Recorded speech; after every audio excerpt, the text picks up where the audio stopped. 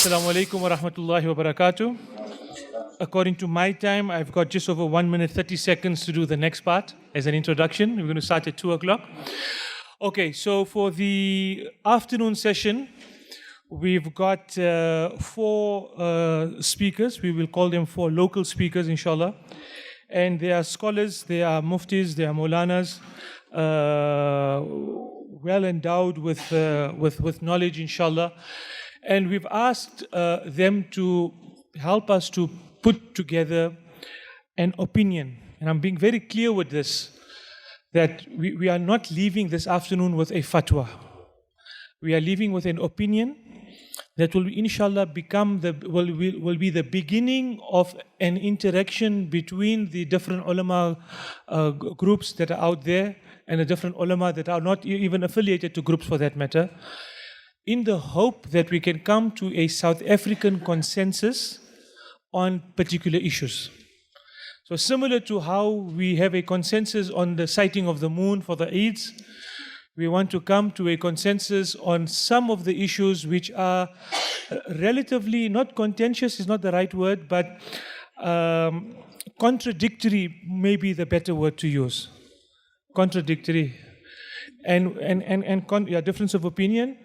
And it often leaves the payer of zakah in a difficult situation because he or she isn't sure, should I follow this opinion or that opinion? And not all payers of zakat necessarily are followers of any particular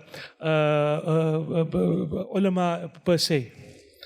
And I think so. I mentioned, and I'm very happy that when the scholars came in, at least by face and by name, among themselves, they knew each other, which is a very good, healthy sign that there is an acknowledgement of the other, and there were some greetings. Alhamdulillah, that is an excellent, bodes well for the unity of the ummah, inshallah. And so what we're hoping to do this afternoon, possibly, is to test whether or not a similar forum could work in future. So we're only going to test 4 issues this afternoon, or we're only going to present on 4 issues this afternoon. But as Mufti and others will come up and tell you, there are many issues in the fiqh of zakat, especially in the calculation of zakat, that we probably need some more thinking and a consensus answer. I'm almost tempted to say, so if this works out this afternoon, then maybe in future we will hear of similar such initiatives when we are able to bring ulama from the different madhabs, we're able to bring ulama from different ulums together, to be able to sit around the table and present and come to a consensus answer on important issues that affect every Muslim of this country, inshallah. All right, so the 4 speakers have been given a very difficult task of condensing a very difficult topic into a 20-minute presentation and a 10-minute question and answer. I know that the message that went out originally suggested 15 minutes for presentation and 15 minutes for question and answer.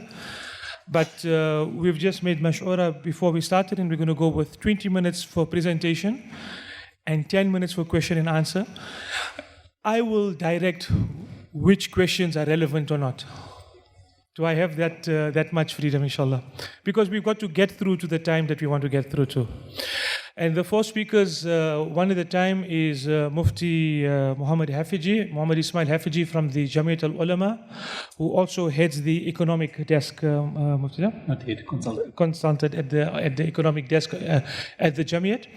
And his paper on the calculation of zakat as it relates to RAs, retirement annuities, and preservation funds.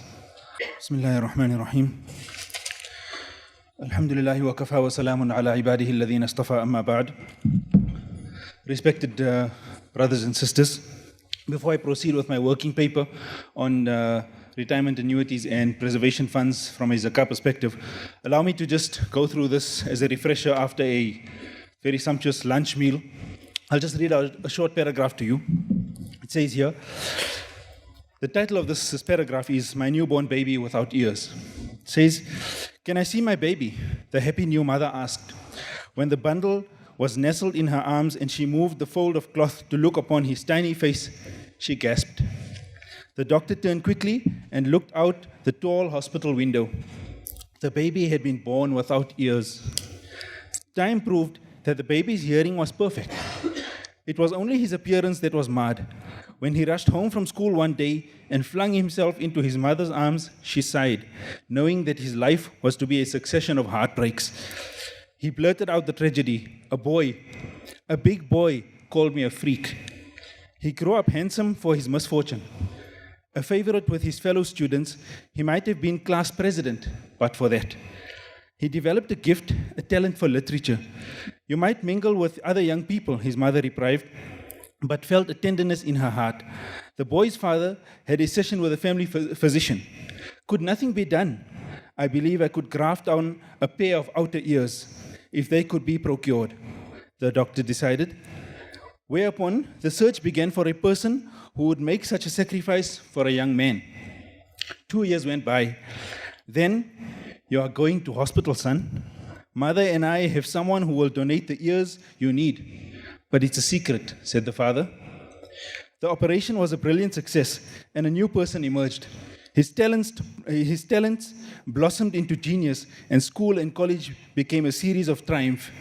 Later, he married and entered the diplomatic service. "But I must know," he urged his father, "who gave so much for me? I could never do enough for him." "I do not believe you could," said the father, "but the agreement was that you are not to know, not yet." The years kept their profound secret, but the day did come, one of the darkest days that ever passed through a son. He stood with his father over his mother's casket. Slowly, tenderly, the father stretched forth a hand and raised the thick, reddish brown hair to reveal that the mother had no outer ears. Mother said she was glad she never let her hair be cut, he whispered gently, and nobody never thought mother less beautiful, did they? Beloved audience, each one of us sitting here, we are where we are by virtue of the contribution of some person who we either have or once had. And I appeal to you over the next session that dedicate your time correctly, pay attention to the messages that are to be conveyed on this platform, and dedicate the reward that you are about to receive from Allah subhanahu wa ta'ala to that single individual who brought you to the point where you are today. Indeed, proceeding further, beloved friends, Islam is a way of life, and it goes without saying that every aspect of life has to be regulated and has to pass through the litmus test of the Quran and the Sunnah of Nabi sallallahu alayhi wasallam. Planning for retirement is no different. It also has to pass through this litmus test of the Quran and the Sunnah of Nabi sallallahu alayhi wasallam. And in carrying out retirement planning, we have to ensure that, first of all, our planning for retirement conforms to first principles, and secondly, that our planning does not erode the essence of belief in Allah subhanahu wa ta'ala as the sole doer of things in our lives. In terms of risk mitigation,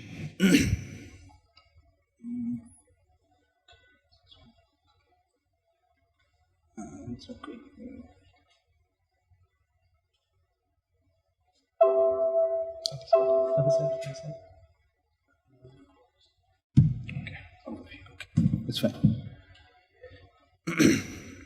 In terms of the next few minutes, I just want to provide an overview in which we will basically be introducing ourselves to the topic. Second of all, looking at risk mitigation from an Islamic perspective and the conventional perspective. This will be followed by retirement planning, just some kind of orientation around it. And then the conventional characterization of retirement annuities and preservation funds. Obviously, we cannot pronounce from a Sharia perspective without understanding the conventional side of things. And then we will look at the fiqh of zakah, the 4 key principles which are applicable to retirement annuities and preservation funds, and how those 4 principles apply to these 2 forms of retirement planning. And we will then conclude with some kind of food for thought in terms of the way forward. First of all, like I said, Islam is a way of life, and every aspect of our lives has to be, it's not just a set of dogmatic rules of what to do and what not to do. It is a practical manifestation of what you should be doing in order to achieve a higher purpose in the hereafter. And in this light, retirement planning is obviously no different. It also has to pass through that litmus test. And like I said, we need to ensure that when planning for retirement, we need to ensure that we first of all are in compliance with first principles, and second of all, that planning for retirement does not erode the nucleus or essence of a person's belief in Allah subhanahu wa ta'ala. Ultimately, we find that when we carry out any aspect of life, we've got to fit the description of Nabi sallallahu alayhi wasallam of a believer. In one specific narration, the Prophet sallallahu alayhi wasallam is reported to have said something to this effect: "لا يبلغ العبد من المتقين حتى يدع ما لا بأس به حذرا لما به بأس." أو كما قال النبي صلى الله عليه وسلم. A person will not achieve the status of the righteous ones until he abstains from that in which there is no harm, in order to protect himself from that in which there is harm. Ultimately, there are going to be those aspects of our lives, those decisions that will have to be taken, which may be entailing some form of permissibility. But despite that permissibility, a person will turn away from it purely in the interest of securing a better position in the eyes of Allah subhanahu wa ta'ala in the hereafter. In terms of risk mitigation, retirement planning is one permutation, one form of risk mitigation. And in this regard, we must understand that risk mitigation is a common and shared value between the conventional approach to retirement planning and the Islamic approach to retirement planning. We are consistent on this principle in terms of planning for retirement or adopting some form of means to mitigate risk which a person is exposed to. In terms of these two systems, there is agreement that risk mitigation or risk can never be entirely eliminated. However, according to both systems, the conventional as well as the Islamic, risk can be mitigated through the adoption of appropriate means. To this extent, both the approach of Islam as well as the conventional approach is consistent and in coherence. In terms of other shared values, we have this one, which is to improve the welfare and efficiency of an organization by actively attending to the long-term economic interests of employees. Nothing wrong with that, totally consistent between the two systems. Furthermore, to facilitate a reasonable turnaround of staff by ensuring that space is created for new entrants to the workforce. Absolutely nothing wrong with that, nothing inconsistent from a Sharia perspective. And then we have to efficiently minimize the tax burden of an individual and corporation. This is exactly why corporations use or provide for retirement planning, purely because it seeks to minimize the tax burden of their own corporation as well as the tax burden of the employee. And finally, one of the main purposes, and this is a common shared value between the conventional as well as Islamic approach to retirement, is to reduce dependency on welfare as well as state grants post-retirement. So these are just a few examples of where the Sharia approach to retirement planning and the conventional approach meet and congregate. From an Islamic perspective, while some scholars, according to the paper, have located or found reference for retirement planning as early as the Khilafah of Sayyidina Omar ibn al-Khattab radiallahu anh. However, we have managed to locate the earliest form of state-sponsored retirement planning or provision for retirement as early as the era of Sayyidina Abu Bakr ibn Siddiq radiallahu ta'ala anh. I'll just read a portion from one of his governors, Khalid ibn al-Walid. He says that he was given instruction by Sayyidina Abu Bakr radiallahu anh. He said, if any citizen who reaches old age and is unable to engage in labor, is afflicted with severe unforeseen circumstances, or was once wealthy and is now insolvent to an extent that his creditors give him their donations, then waive his jizya and support him and his family through a stipend from the public treasury. So as early as the rulership of Sayyidina Abu Bakr radiallahu anh, we find example of state-sponsored provision for retirement. From a supply side, obviously there is a need for greater value to be added to the orientation of why does an employer provide for retirement. According to Section 189 of the Labor Relations Act, an employer just seeks to provide for retirement purely to avoid the situation of the employee turning to some legal, filing a case of some sort against the employer. From an Islamic perspective, the orientation needs to be revised. An employer doesn't provide retirement or opportunity for the employee purely to be in congruence with the Section 189 of the Labor Relations Act. It goes further than that. In fact, it is the reason why the employer provides for retirement of the employee is to fulfill, it's one more manifestation of an act of justice. In fact, in terms of Sayyidina Umar ibn al-Khattab radiallahu anhu, we find that on one occasion, in his habitual patrolling of the streets, he encountered a beggar, a Jewish beggar, and this person had grown old and frail. At some point, Umar ibn al-Khattab radiallahu anhu inquires from this person as to the reason for his beggary. And he says that I turned to beggary purely to settle my taxes, my jizya. Umar ibn al-Khattab radiallahu anhu says, "Ma ansafnaka an akalna shababaka thumma taraknaka tas'alu fi shaybatik." We have not done justice to you by eating from your wealth when you were hale and hearty, and now we are leaving you to your old age to fend for yourself. It's not fair. Umar ibn al-Khattab radiallahu anhu then takes him to the public treasury, and he says to the governor involved there, he says, "Unzur hadha wa daraba'ahu." See to this man and to people in a like position, فَأَسْقِطْ عَنْهُمُ الْجِزْيَةَ وَأَفْرِضْ لَهُ مِنْ بَيْتِ الْمَالِ مَا يُقِيمُ حَيَاتَهُ. Waive his jizya, waive his tax, and in fact stipulate an amount for him to see to himself and to the needs of his family. So from an Islamic perspective, from the supply side, the employer doesn't only provide for retirement to be in conformity to some legal act, or in this case Section 189 of the Labor Relations Act. It is more an act of justice. I've drawn enough from this employee. It is my duty to now act in the interest of justice and provide for the retirement of the employee. Similarly, from a supply side, from a demand side, we find that there is a need for refining our approach. Why does an employee seek to provide for retirement?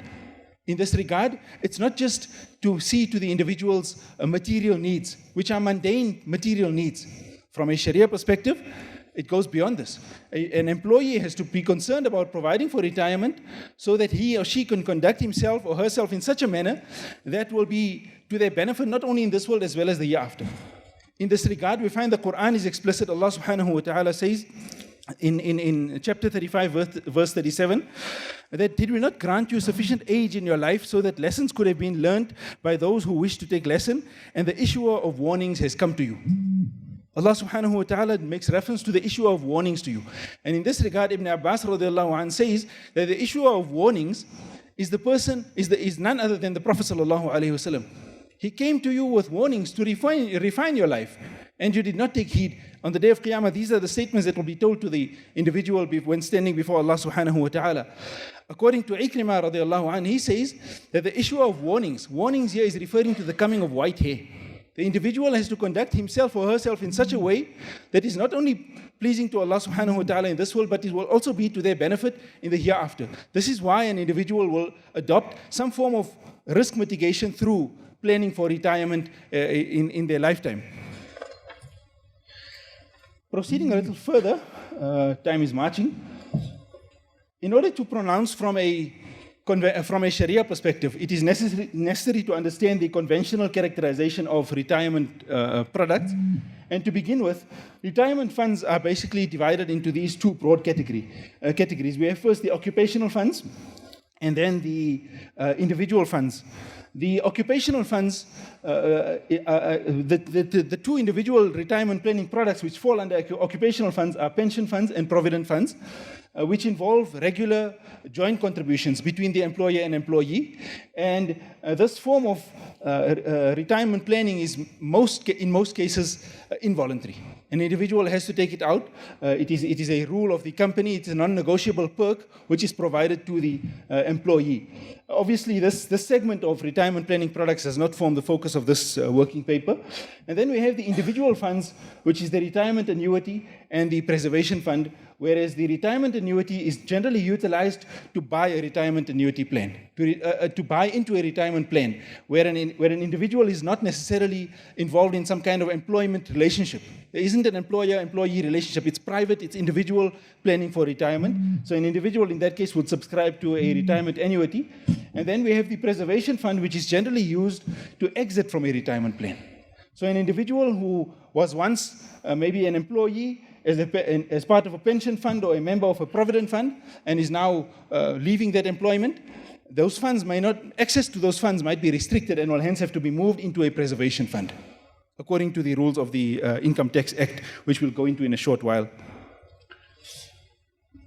And then we have retirement annuity specifically. In terms of the Income Tax Act 58 of 1962, these are some of the rules of the retirement annuity.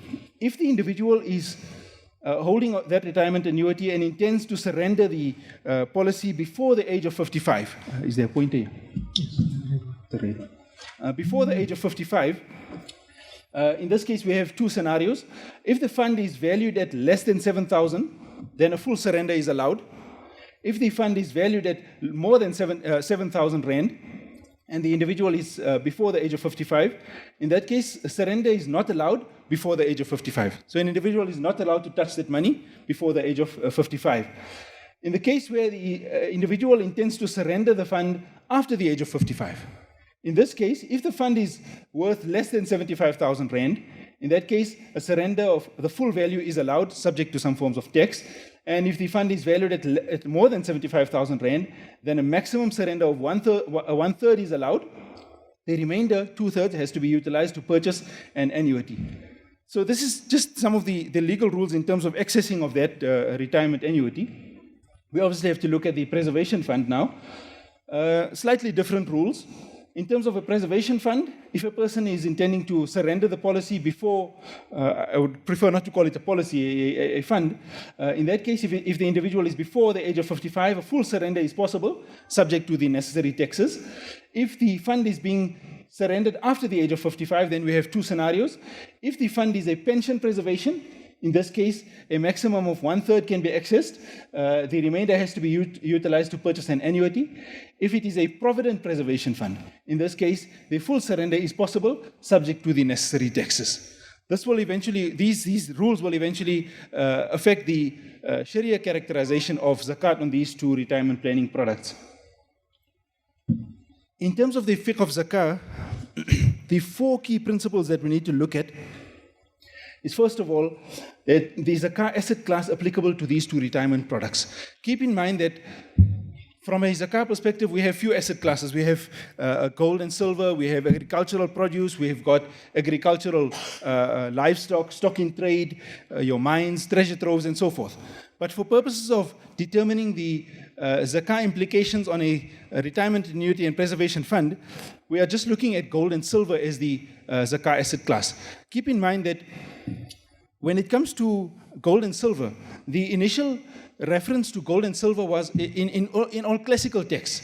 When they talk of gold and silver as zakatable assets, they are referring to these two items as zakatable assets due to them being currency, prevailing currency.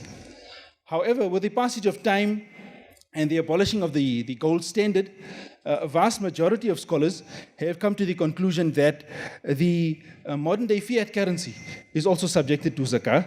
And I would like to choose my words very carefully. There's a vast majority here. I do understand there may be some huge difference of opinion in terms of whether fiat currency is subjected to zakah or not.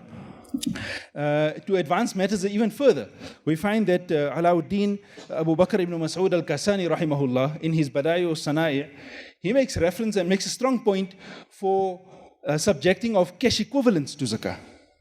Not only cash, but cash equivalents also being subjected to zakah. So the first principle is that of zakah, the asset class in which we are going to categorize retirement annuities and preservation funds. The second is the requirement of subjecting any asset to zakah. In this regard, for any asset to be subjected to zakah, that asset needs to simultaneously conform to two criteria. It must be owned, and it also must be possessed at the same time. Ownership and possession of the asset is required in order to subject it to zakah, and we'll see this translating into the application of retirement annuities and preservation funds. In terms of the classical text, the ownership and possession requirement is referred to as al-milkul mutlaq. The third principle is that of zakah on debtors. I won't go into too much of detail here, purely because of the difference of opinion in terms of its application to subjecting a retirement annuity or preservation fund to zakah. And then the final requirement is zakah on an ill-gotten gain, where we have widespread consensus that an ill-gotten gain does not have to be subjected to zakah.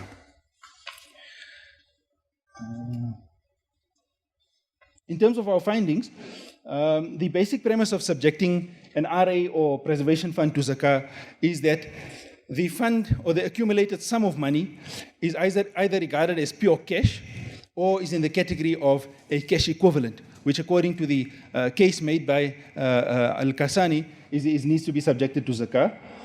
Secondly, the underlying portfolio. When we're saying that these two funds have to be subjected to zakah, the underlying portfolio is in equities rather than debt-based instruments such as government bonds, which are non-Sharia approved. And then finally, the retirement annuities and preservation funds, although these are two retirement planning products which are generally used in a voluntary context. An individual voluntarily subscribes to these two funds. It is possible for them to be involuntary, whereas they may be offered as an involuntary perk to a senior manager or a person in a senior position of a company. My time is almost up, so I just want to give you the Sharia characterization of the retirement annuity, first of all. In the case where the retirement annuity is voluntary, we are referring to an instance where the individual voluntarily, which is in most times the case here, where an individual voluntarily subscribes to a retirement annuity. In this case, if the underlying fund is Sharia compliant, then whether an individual is before or after the age of 55, zakah will be payable annually on the full surrender value of that fund. There are two precedents that we can think of, and they are outlined in the paper in detail. The first precedent is that of an individual voluntarily entering into a transaction which requires the individual to lodge some collateral. That collateral, that rahan which an individual lodges voluntarily, that collateral remains zakah liable, even though the individual doesn't have access to it until the outstanding loan or other performances of within that transaction are carried out. So in this case, that's the one precedent. The second precedent is that of a mudaraba, where two partners come together. One partner contributes the capital, the other contributes the labor. In this case, even though the assets are locked in the partnership, the partner who contributed the capital, the Rabbul Mal, his assets remain zakatable despite the fact that he does not have access to it, or there's a moratorium on the distribution of returns. In this case, the mudaraba is still zakatable. In the case where the fund is non-Sharia compliant, only the cumulative capital contributions are zakatable, purely because the remainder is it falls under the category of an ill-gotten gain, which is not subjected to zakah. In the case where the retirement annuity is involuntary and the individual is less than age 55, in this case, purely because of the earlier rules which you outlined, if the fund is valued at 7,000 rand or less, zakah will be payable on that specific amount. Annually. If the fund is valued at 7,000 or more, there will be no zakat due. And if the individual is age 55 plus, if the fund is valued at 75,000 or less, zakah will be due annually. If it is valued at 75,000 or more, zakah is only due on the 1/3 aspect of the fund, purely because only that specific proportion is accessible to the client as a zakatable asset. My time is up, and I won't take too much more time because there's quite a bit of complications here. Yes. I'll just display the zakah on the preservation funds. The details are in the paper, which can be accessed and will be made available to the participants at a later stage.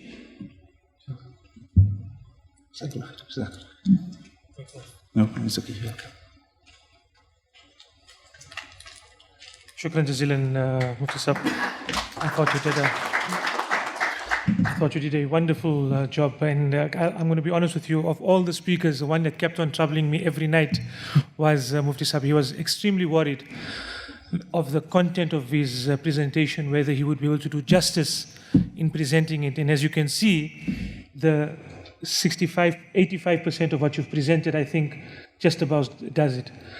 The paper that is written is just around 20 pages long with all the appropriate references. The paper will be posted on Tuesday, inshallah, on our website. Whoever has registered will be getting an email directly, so you will know by then that it's accessible. And at the end of this session, I want to just give one or two opinions as well on it. I'm going to open up this, for question and answers. If there are question and answers relating to it, I want to clarify again that at this stage, no fatwa has been given, it is an opinion. I'm happy to say that currently it's probably the same opinion that both the Jamiyat and Sanzaf have adopted up to now, although without necessarily having a detailed as paper as he has presented here. But I'm going to open it up for Q&A. Ghulam, Iqbal, just take the podium. And we're going to try and just keep 2 or 3 other speakers in our questioners behind us. So try and keep the questions short, right? All right, let's try that. You'll write down the question. Assalamu alaikum. Salam. My question is on, you refer to collateral where zakat is liable on it.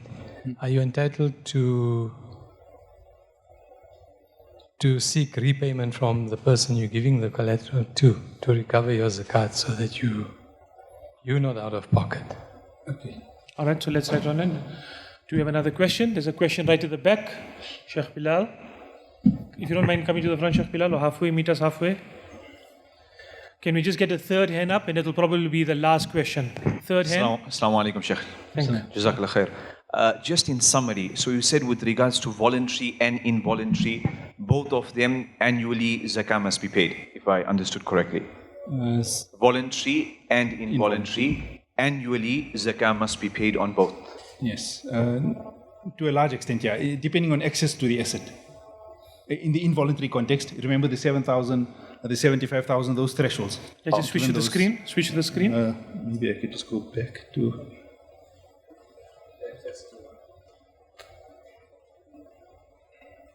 Switch to the screen if you don't mind. The slide. Slide. Okay. So zakah is due based on those thresholds of 7,000, more than 7,000 or less than 7,000, or 75,000 and less than 75,000. And then in the Sharia compliant scenario, the zakah is payable irrespective, purely because of voluntary entry into the But that one's clear, but the involuntary one. Yeah. Up to a third on the one that is over 75,000. So if it's over 75,000, you'll pay on the third, because by law, you're obliged to keep behind 2/3. Okay. Okay, there was a question there. Is it Suleiman Shabangu? Is it Sheikh Suleiman? He's answered. Okay, we'll take one more. Or I can give Mufti Sahib 3 minutes to complete his session. One more question, anyone? Ghulam? The person, can you just clarify the category of equities? We have 5 minutes officially, so we're not going to finish your slide. Okay. In terms of the question relating to zakah on collateral, keep in mind that from a Sharia perspective, just as an individual enjoys return on an asset, the individual has to pay responsibility or risks associated to that asset. So when an individual voluntarily enters into a transaction and chooses to lodge collateral, in that case, the collateral or any responsibilities associated to that collateral will remain the responsibility of the individual who lodges the capital, that collateral. So there wouldn't be any legitimacy for claiming from the party with whom the collateral is lodged. It's not their requirement. They required it for security purposes, but it remains the asset or belonging to the individual who lodged the collateral. Can you just rephrase? If I provide collateral on behalf of someone. Okay. Oh, in that context, sure. I suppose you could then recover based on a permission, just as in the case where you have a spousal relationship and a specific spouse takes on the responsibility of the zakah obligations of the other spouse. Maybe on that basis there could be some legitimacy for claiming that amount of the zakah obligation. If you lodge collateral on behalf of someone else, yes, that is possible. In terms of zakah on equities, the reason why this was set as one of the parameters of findings is purely keeping in mind the difference of opinion relating to the zakah implications on an investment, whereas the underlying investment is in fixed property, immovable property. In that case, there is some difference of opinion in terms of the zakah implications, whether it's on saved dividends or on the market value of the shares, if it's primarily in property. So this is purely on listed equities, which are more in the category of stock in trade, so to say. So it's in that context. I have been given permission to just finish up this. I won't take too much of time. 3-4 minutes. In terms of food for thought, if we can just go back to the slides. In our short period of time of dispensing opinion on zakah and related aspects, we found that there's this huge discrepancy coming about in society where people don't live in the moment and rather choose to live for the future. And what I'm referring to here is a number of cases where individuals they have immense difficulty in providing for today's bread for their families, but are continuing to contribute voluntarily up to 2,000 rand a month for retirement planning. So this kind of thing requires some kind of revisiting, and I suppose when there's so much of emphasis on retirement planning, an individual is forced to do it. It's a must. I have to do it, beg, borrow, or steal, but I have to get my retirement planning sorted out. This is an area of concern. And the last aspect is just in terms of the impact which, while we understand that the Sharia allows for the adoption of means, and we can argue that it's established in the hearts and minds of people, in the minds of people at least, whether the adoption of means and the correct approach to adoption of means is entrenched in our hearts is a totally different matter. And I say this because if you look at Imam Bukhari rahimahullah, he's known for his allocation of or categorization of Quranic verses or even ahadith into specific chapter headings. And he's very sharp at adept at doing this. The specific verse of Inna Allaha huwa ar-razzaqu dhul quwwati al-mateen. Allah subhanahu wa ta'ala is the one who is your sole provider. That specific verse doesn't appear in his book, in his compilation in the section of trade and commerce. It appears in the section of tawheed and the oneness of Allah subhanahu wa ta'ala. So ultimately, when an individual adopts means to mitigate risk, it mustn't turn an individual's attention away from focusing on Allah subhanahu wa ta'ala as the sole doer in achieving results. That's all I have to say. And before I leave the platform, I just want to place on record my thanks to the organizers of the conference for this wonderful opportunity, and also to the house of attendees for being a good audience. Jazakallah. Okay, so we've had a disciplined start to the session, and I'm sure that our next guest speaker will follow suit, inshallah. The next presentation is by Moulana Muhammed Carr. He is with the Darul Naim Institute in Cape Town. I myself don't know sufficient about Darul Naim except that they are noted, among other things, for the ability to teach the meaning or the understanding of the Quran, correct me if I'm mistaken, in a one-year program. And I think they're the only institution in the country that does that. They do a literal line-for-line reading. So I'm sort of hearsay from my side over lunch table. And basically it gives people a deep understanding of the meaning of the Quran. And Moulana was nominated by his teacher, I suppose Moulana Taha Karan, to do this presentation. We were very specific about who we were inviting and for what reason, because the next topic is one where potentially stones can be thrown at, right? And we're happy that the stones will be thrown in Cape Town and not in Johannesburg. The topic is on considering the calculation of zakat or the payment of zakat on women's jewelry, specifically from the Shafi'i madhab. So it's Shafi'i women paying zakat on their jewelry. And Moulana is a specialist in the Shafi Fiqh, and inshallah he will present on that. Bismillah ar-Rahman ar-Rahim. Alhamdulillah Rabbil Alameen wa salatu wa salamu ala Sayyidil Mursaleen wa ala alihi wa ashabihi tahirin wa ba'd. Assalamu alaikum wa rahmatullahi wa barakatuh.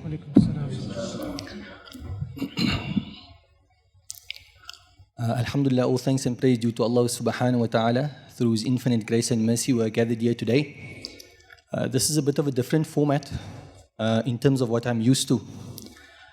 It is nevertheless a sitting of learning and teaching, and thus in no way less significant than any other sitting of learning and teaching.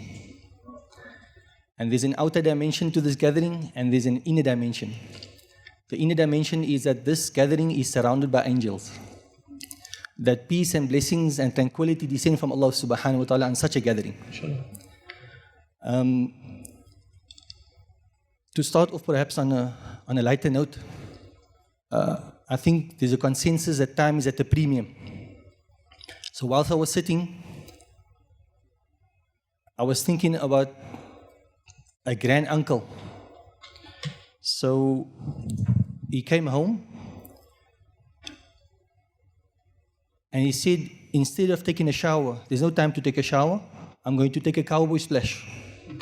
So cowboy splash is when you take a wash rag and you wet it and you wipe your body. So the worker who was with him says, the time is so tight, I'm not going to shower, I'm not going to take a cowboy splash, I'm just going to dry myself off.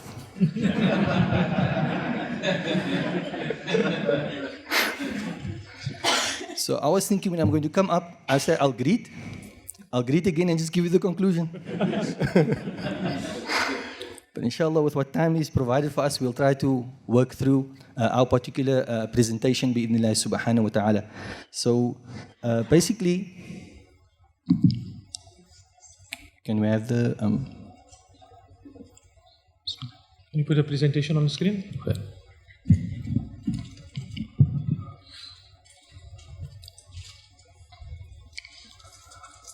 So my presentation is fairly simple really and fairly straightforward.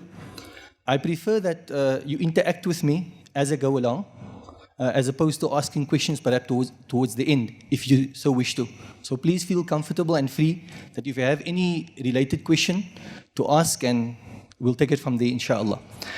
Firstly, I think most importantly, from the Shafi'i perspective, we need to look at the legal framework. We are looking at jewelry and whether zakat is levied on jewelry or not. So our scholars provide the following framework.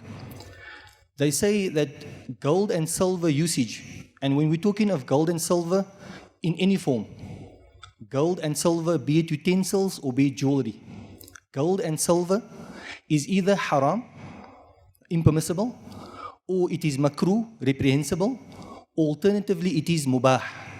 It's important to understand this framework, because based on this framework, Shafi jurists will give a particular ruling. So basically what our scholars say is that zakah is levied on the first two categories. So if a gold and silver is considered as haram or makruh, then you have to pay zakat on that. However, if it is considered to be mubah, permitted, permissible, then it is zakat exempt. So the traditional, our understanding, which is the correct understanding of the Shafi'i view, is what? Is jewelry levied on, is zakat levied on jewelry or not? No. No. Why? Because it is mubah. It's mubah and therefore zakah exempt. Okay? So we're going to look at different permutations as to determine and to ascertain what types of gold and jewelry fall into what category. And it is particularly the makruh sort of sphere that we want to look at bi'idhnillah subhanahu wa ta'ala. So when we look at zakah on jewelry, number one, just to give a basic background of the Shafi perspective. We know that there's a difference of opinion. I'm under the impression and I'm led to believe that the Hanafi view is even though jewelry is for personal use, it is still subject to zakah. So that's where the madhabs differ. So the substantiation in this particular regard, number one, is analogy. A friend and I, my good friend Dr. Rafiq Sahib, we were discussing this. Normally we would quote the hadith of Jabir. But Imam al-Bayhaqi, he speaks about that particular hadith. The hadith reads, "Laysa fil huliyi zakah." There is no zakah in jewelry. Now that particular hadith, number one, as a statement, as a marfu statement, something which is attributed to the Prophet ﷺ, it has absolutely no grounds. So therefore we find most of our latter day scholars, when they want to prove the adamu wujubi zakah fil huli, you don't have to pay zakah on jewelry, they don't quote that particular hadith because the hadith isn't authentic. It might be an opinion of Jabir, but it is not successfully attributed to the Prophet Muhammad sallallahu alaihi wasallam. So the first is analogy. So what analogy are we talking about? From the Shafi perspective, we look at a number of different items. We find a slave, we find a workhorse, and items for personal usage. We find that all of them are zakah exempt. So what do? We take jewelry and we place it into the same box, we place it into the same bracket, and therefore jewelry is non-zakatable. Now, number two, the narration of Jabir, which is not the marfu statement, but the mawquf statement. And then the position of a number of the companions, Aisha radiallahu anha, Jabir, as we mentioned previously, Anas ibn Malik and others, they were of the opinion that zakah is not levied on jewelry for personal usage. Now, so I want to very quickly just give you an application of that legal framework that we had. We look at one issue, the silvering. Now, this is a very interesting discussion from the Shafi perspective. Is it permissible for a male person to have a silvering or not? Yes. Yes. Okay, it's permissible. But now what happens is, we find that there's a number of questions. Is it permissible for him to have more than one ring? So this is a discussion. Is it permissible for him to have more than one ring? That's all. So he has, in other words, he has 10 rings and he wears one at a time. One ring at a time. The other option is that he has a number of rings and he wears, like, let's say 2 sets of rings on the one hand and 2 sets of rings on the other hand. So just to give you, I'm coming to a point, so the detail is not really consequential as such. So Ibn Hajar al-Haytami, who is the Muftabihi, if you quote Ibn Hajar al-Haytami, you're quoting the Muftabihi of the madhab. So Ibn Hajar says it's haram for a male person to wear more than one ring. Okay? If he has multiple rings, let's say he has 10 rings, and he wears them all at one time, then according to another view in the madhab, they say it is makruh. And in terms of our legal framework, the moment something goes out of the sphere of mubah, of permissible, and goes into the sphere of either makruh or haram, what does it become? Subject to zakah. Okay? So the reason why I mentioned the silvering issue, we're not discussing silver rings. We are discussing gold and silver, particularly for women folk. But here, the legal framework. So more than one ring, it attracts zakah. Why? Because it is makruh. Okay. So now we come to we looked at that. Now we look at extravagance. And this is basically where we come to the purpose of this paper. We're looking at the view, and this is a view, I haven't done an induction in terms of a survey of what perception Shafi women actually have. But the impression I get is that Shafi women basically is that jewelry is zakat exempt, so let's turn the page and read on the next chapter. It's not as simple as that. Because from the outset, the Shafi madhab says that there's no zakat on jewelry. However, further on, in any given fiqh manual, if you read, it would say that israf, al-mubalagha fi sarf, haram. So the text literally reads that extravagance or being very extravagant is haram. So again, if we recall the legal framework, there's 3 categories: mubah, makruh, and haram. So here we have jewelry for women.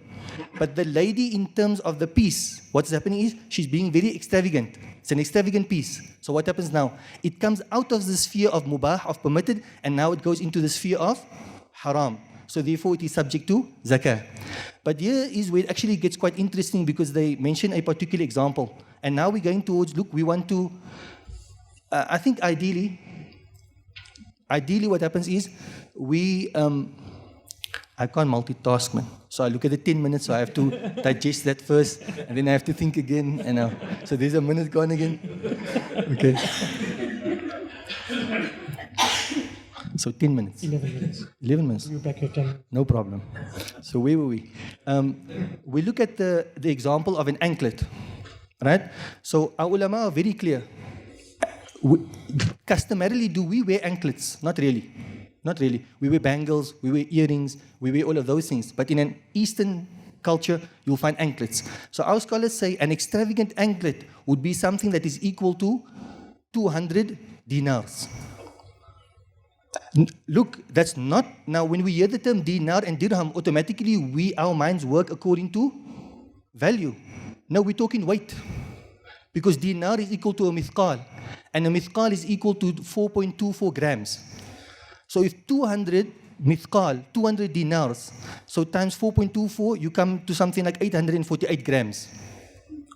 You with me? So if a lady has an anklet, which is basically for both legs, and it's equal to or above 848 grams, that is considered extravagant, and therefore that piece of jewelry is subject to zakah.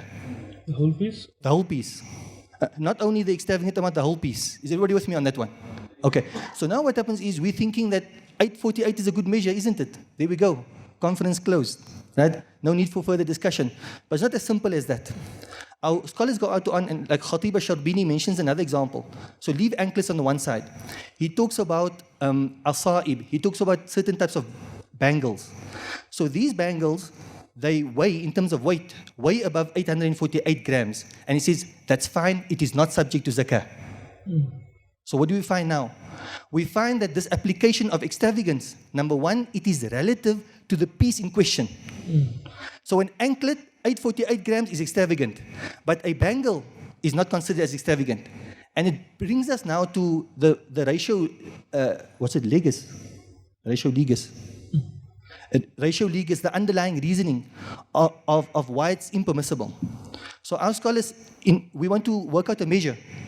So our scholars say that why is jewelry permitted for women folk? If we look at, let's go back to the ring. Ibn Hajar, just in terms of his argumentation, he says that jewelry from the outset, gold or silver, is haram for males. Except when you have an istithna, when there's an exception. And the exception comes in what? In the form of the fi'l of the Prophet ﷺ. The Prophet ﷺ had a ring. So the ground rule is that any form of jewelry is not permissible for a male person, unless you have an idhn to wear it. And you have only an idhn to wear one silver ring. Everybody with me? So even, why is it permitted for women folk and not for men folk? Ornamentation. Ornamentation, for beautification. Now to give you an example of for beautification. But now when beautification becomes excessive and becomes extravagant, it defeats the purpose. I was thinking of example, I don't know if that's a tradition here in Joburg, but in Cape Town what happens is, you see a lady wears a scarf. So what happens with a scarf? It enhances the beauty. Right? But now what happens, the lady wears a scarf, but the underscarf, you've seen the underscarf? It costs you more. Underscarf, and a scarf. So what happens now? SubhanAllah, if the scarf looks nice, now the scarf and the underscarf looks nice. So what happens now is, nowadays you get the underscarf, you get the scarf, and then you get something that they throw over. So that might even look more appealing. But brothers and sisters, if you're going to agree to that point that enhances beauty, what if the lady puts 10 scarves on? What are you going to say? That's too much. So the moment, whenever you do an enhancement, and it defeats the purpose of beautification, then that is considered as extravagant, in certain instances makruh, in certain instances haram, and therefore zakatable. You follow the reasoning. That is the reasoning of the Shafi madhab.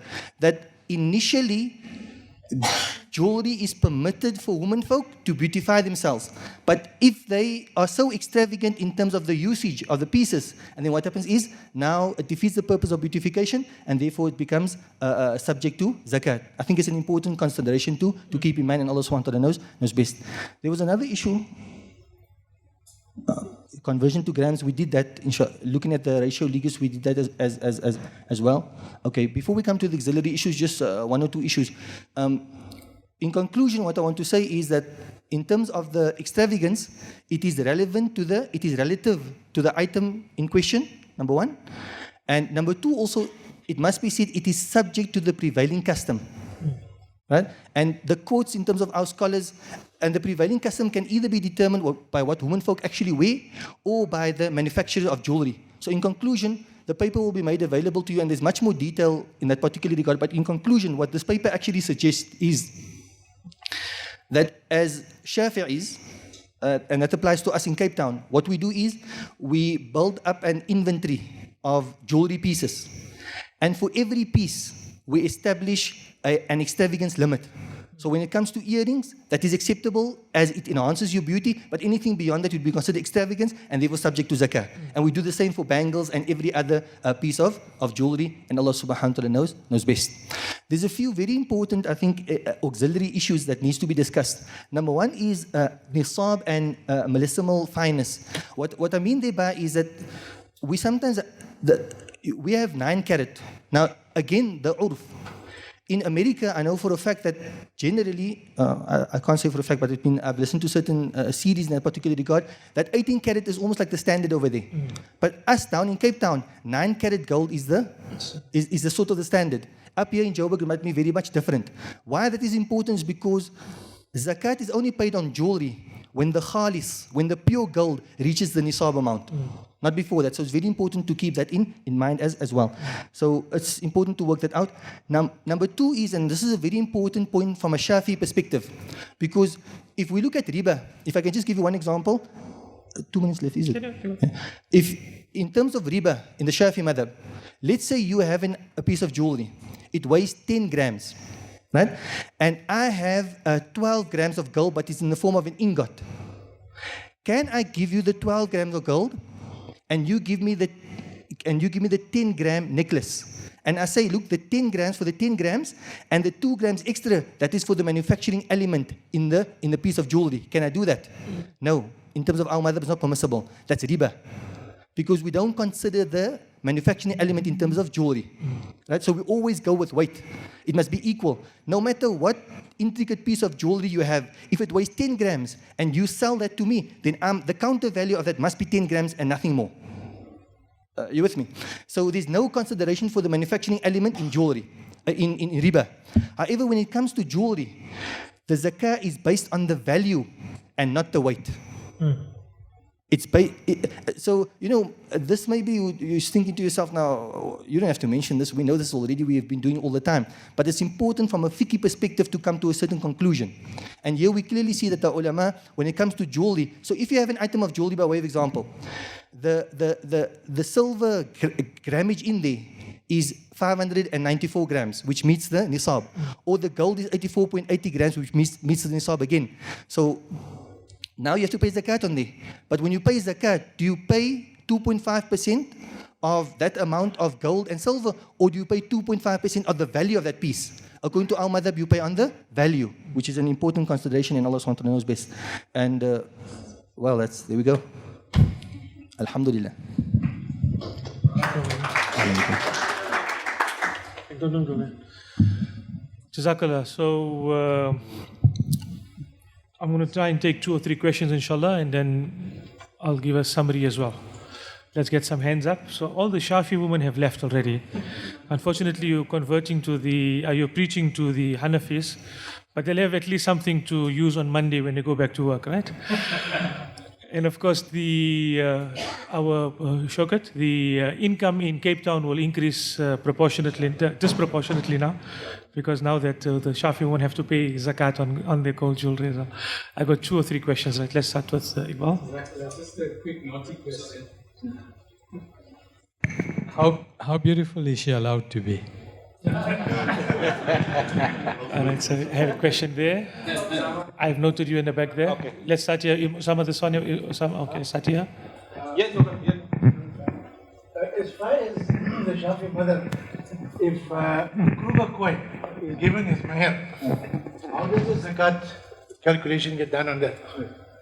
Okay, we'll come to that. Kruger, you remember him? No. Kruger, right? And then take the third question there. Assalamu alaikum. Moulana, could you just explain, if a lady has, for example, R1 million worth of jewelry at home, but she wears one item after each other, could you just explain the fiqh dynamic and the ruling with regards to that? Wearing often. Okay, let's answer those 2 in a minute. And if you want, you can answer that one as well. Bismillah ar-Rahman ar-Rahim. Shukran for the question. As-su'alu nisful ilm. I'm struggling with that particular question about the Krugeran for the following reasons. The Krugeran depends also, like the Krugeran, the Mandela coin. I'm led to believe that you have a pound coin now and all of those type of things. The one thing is to look at the grammage in terms of the gold. Now we find that in many instances it does not reach nisab, but the value of that coin reaches nisab. So it's a bit of a technical question, because when the Prophet ﷺ spoke about levying zakah on gold in particular, he said that there's no zakah until the amount reaches the nisab. Are you with me? So when we just look, many of these things are perspective. So just join me in my perspective. I'm looking at it in terms of the grams. So in terms of the grams, it falls under the nisab. So when it falls under the nisab, then it's zakat exempt. However, when you take into consideration the value of that gold coin, and then you find in terms of rands, it actually goes above the nisab. But because it's a coin, I've struggled with this, but right now my humble opinion is that I would group Kruger rands with gold and silver, dirhams and dinars. Wallahu alam. That's just an opinion. Not as jewelry. Not as jewelry. I wouldn't push it to jewelry where you consider the value. So you'll pay on it. That's it. No, exempt. Zakah exempt. No, if it's not jewelry, you pay on it. If it's jewelry, you don't pay. If it's You see, we have a third category also, man, because it's difficult to get out of the box. The classical box, which is a challenge, which Mufti Sahib alluded to, in previous times you didn't have fiat money. You had gold and you had silver, right? So gold and silver, those were the currencies in vogue. But now we have an added thing, which is the money. And then a Kruger rand doesn't really, what is money? Money is legal tender. If you go to the shop and I want to buy something, legally that person is not bound to take that money from you. Look, we had this whole thing about 5 cent coins. If you took your 5 cent coins, you go to the shop. It was up until the point legal tender. He was bound to take it by you. So what I'm saying is there's a lot of dynamics around it, which I think is important for us to discuss and talk about. Because again, the perspective issue. last question. The other question was? Wearing it often. Big value, but wearing it often. Yeah, you see, I would like to answer that particular question in 2 ways. And it took us a lot to actually get a source for this particular opinion. What if a lady, look, would everybody agree with me if I said a lady has a jewelry box? And that jewelry box is governed by utility. She has 1 set of earrings, she has 1 set of bangles, she has 1 set of rings, and 1 set of anklets, according to the Shafi madhab. And it's all within reason in terms of the grammage of the individual pieces. Would that be subject to zakah? No. Okay? Now what happens is, let's say she has 2 of each, or 3 of each, 4 of each, or 5 of each. And what does she do? She weighs the one after the other. Now technically speaking, according to our madhab, it says that she doesn't have to pay zakat on that. Are you with me? She doesn't have to pay zakat on that, and Allah subhanahu wa ta'ala knows best. In conclusion, on saying that, I would suggest, and many of our other ulama have actually suggested this as well. You know, we previously spoke about zakat on jewelry, and we said the hadith of Jabir is not much to set store by. There's another hadith which makes zakat compulsory on jewelry, which is the hadith of Amr ibn Shoaib and Nabi and Jaddi. And that is basically the strong point for the Hanafi madhab. Our Shafi ulama down in the Cape are saying, or at least some of them are saying, that, you know, we have this fiqh al-ahwat, khurujan al-ikhtilaf. So in this particular mas'ala, it is highly recommended for a Shafi lady to adopt the Hanafi position and pay zakat on there. If you look into the intricate nitty-gritties of the arguments for and against extravagance even, you'd find that, for me personally, I would simply advise that you pay zakat on the jewelry. And then khuruj an al-ikhtilaf, that's the primary rule over there. But if you want to be a bona fide strict Shafi and following that way, fabiha wa na'imat. Before you leave, so there's maybe an opportunity for you to do some homework, right? And the reason the question came up, firstly, is because I myself happen to be married to a Shafi woman, but I managed to convince her that she needs to pay. So she does everything else by way of Shafi'i, but on zakat she pays it, alhamdulillah. But the important thing here is that so that's where the debate was sparked. And I think the debate was sparked on the basis of this follow-up question that your young colleague asked there. So the principal ruling on the Shafi woman up to 15 minutes ago, half an hour ago, was you don't pay if you wear it often. And the definition of often wasn't there.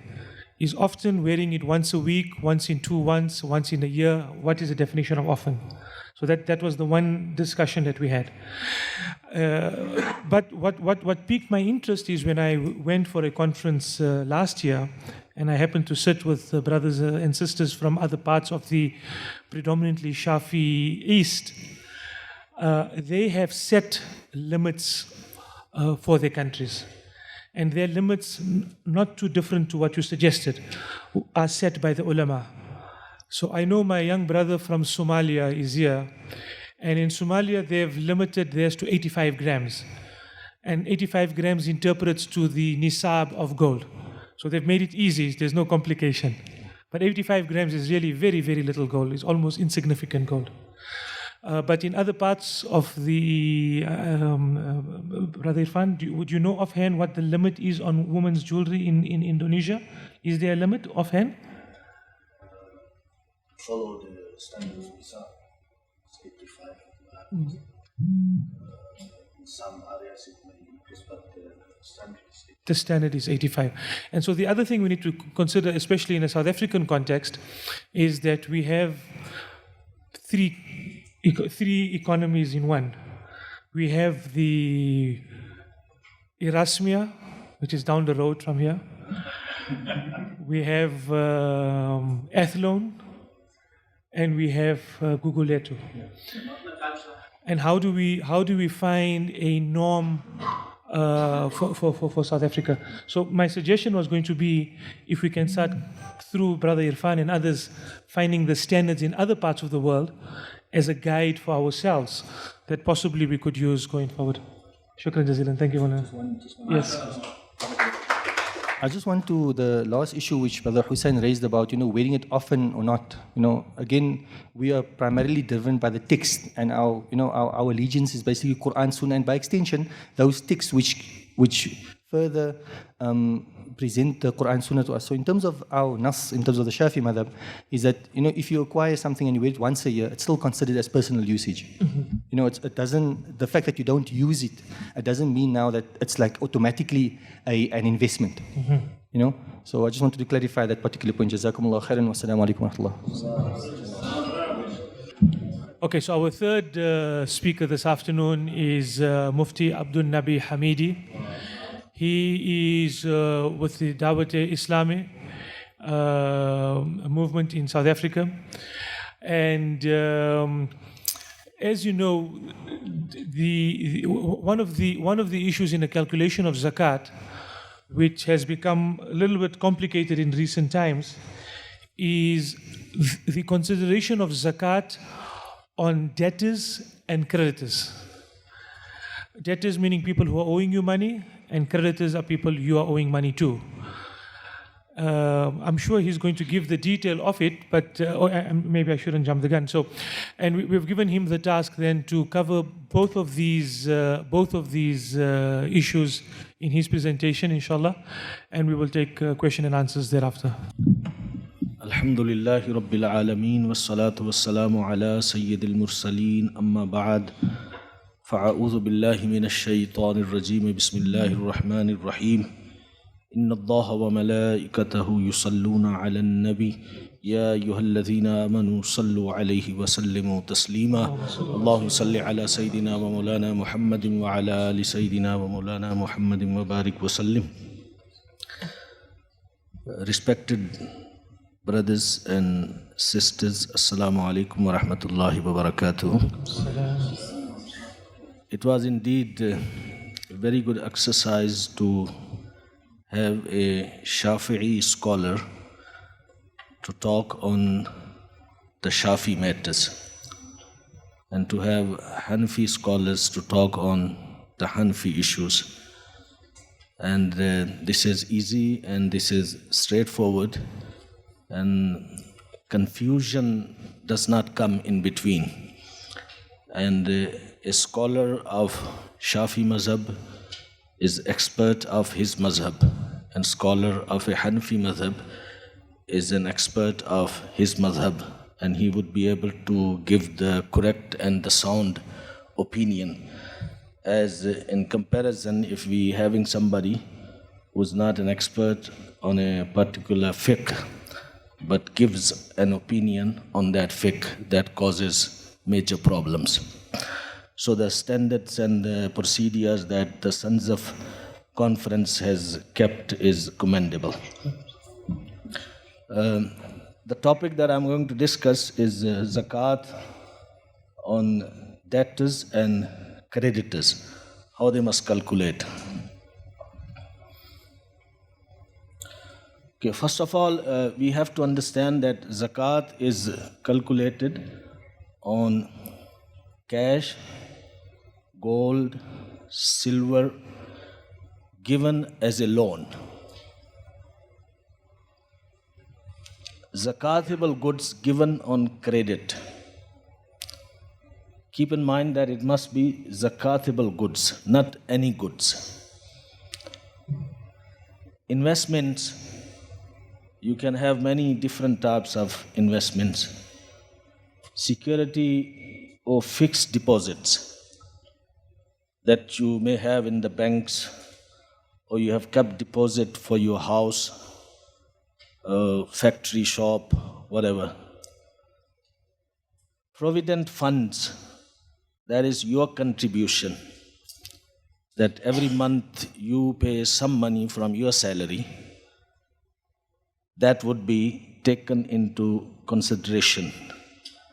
And then we have BC, or stock fell. BC could be a new terminology for a lot of people. Stock fell, I think, is used in some communities in South Africa. And BC is normally used in subcontinent, in India, Pakistan. And a lot of people from India and Pakistan and those areas are living in South Africa. And this is in practice now here as well, what we call it BC. It means that a group of people, they get together, they form a club, and each one makes a contribution of a specific amount every month. And then at the end of the month, through a draw, they take out one person's name and they give him the whole lot of the money. And next month they'll have a draw again. But the person who got the money already, his name would not be included. So a new person will get the whole lot of the money. So this way, one person gets a lot of money in 1 month, so he can use it for his needs, but he will keep on contributing till that cycle is completed.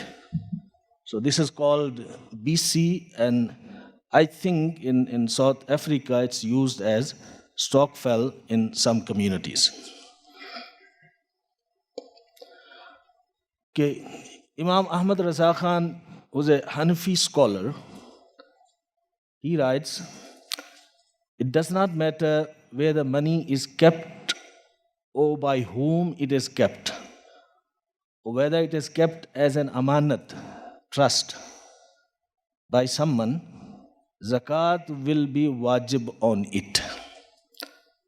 It makes it very clear from Hanafi point of view. I'm not sure what would be the Shafi or other fiqh understanding. It does not matter where the money is kept, in what type of investment the money is kept. As long as you are proven to be the owner of that money, zakat is wajib on that. However, zakat will only be wajibul ada, mean necessary to be paid, when the money is received. Your money is lying with someone, debtor is not paying your money, many years have passed, or you have fixed deposit, you cannot take that money out. The zakat would be wajib, but when would it be necessary to be paid? When you receive the money. Even though zakat is wajibul ada, when the money is received, one must calculate zakat for each of the years the money was outstanding. For example, if a creditor received his money after 5 years, he has to pay zakat for those 5 years. I think that explains what was in the previous point. Types of debts. According to Hanafi Mazhab, debts are of 3 types. Then qawi, strong debts, zakatable assets sold on credit or loaned, example, gold, silver, cash, rental of house or shop which was bought with the intention of reselling, and stock in trade. That's called strong debts. Then mutawassat, medium debts, non-zakatable assets sold on credit, example, personal vehicles, clothes, and furniture. That's the house furniture, not that you sell in the shop. Or residential dwellings, that's your personal house. And then da'if, that's the weak debts. That's not arising from sale of goods, example, inheritance, mahar, unpaid rental of property which was not bought with the intention of reselling, wages, salaries, copyrights, etc. Okay, now we will learn about the rule about Dan Kavi, the strong debts.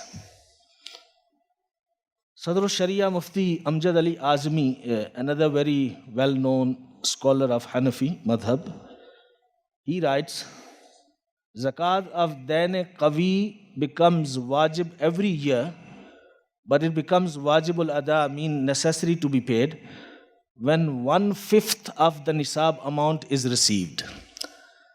That's some of the area that I would like to highlight quite a bit, because it's very much neglected in many zakat documents, this 1/5 that we are discussing, 1/5 of the nisab.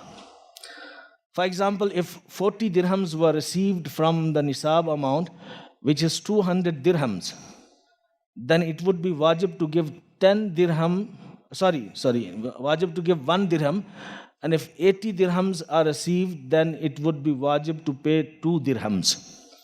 That's each time a khums, a 1/5 is received, then the zakat of that 1/5 part would be necessary to be paid.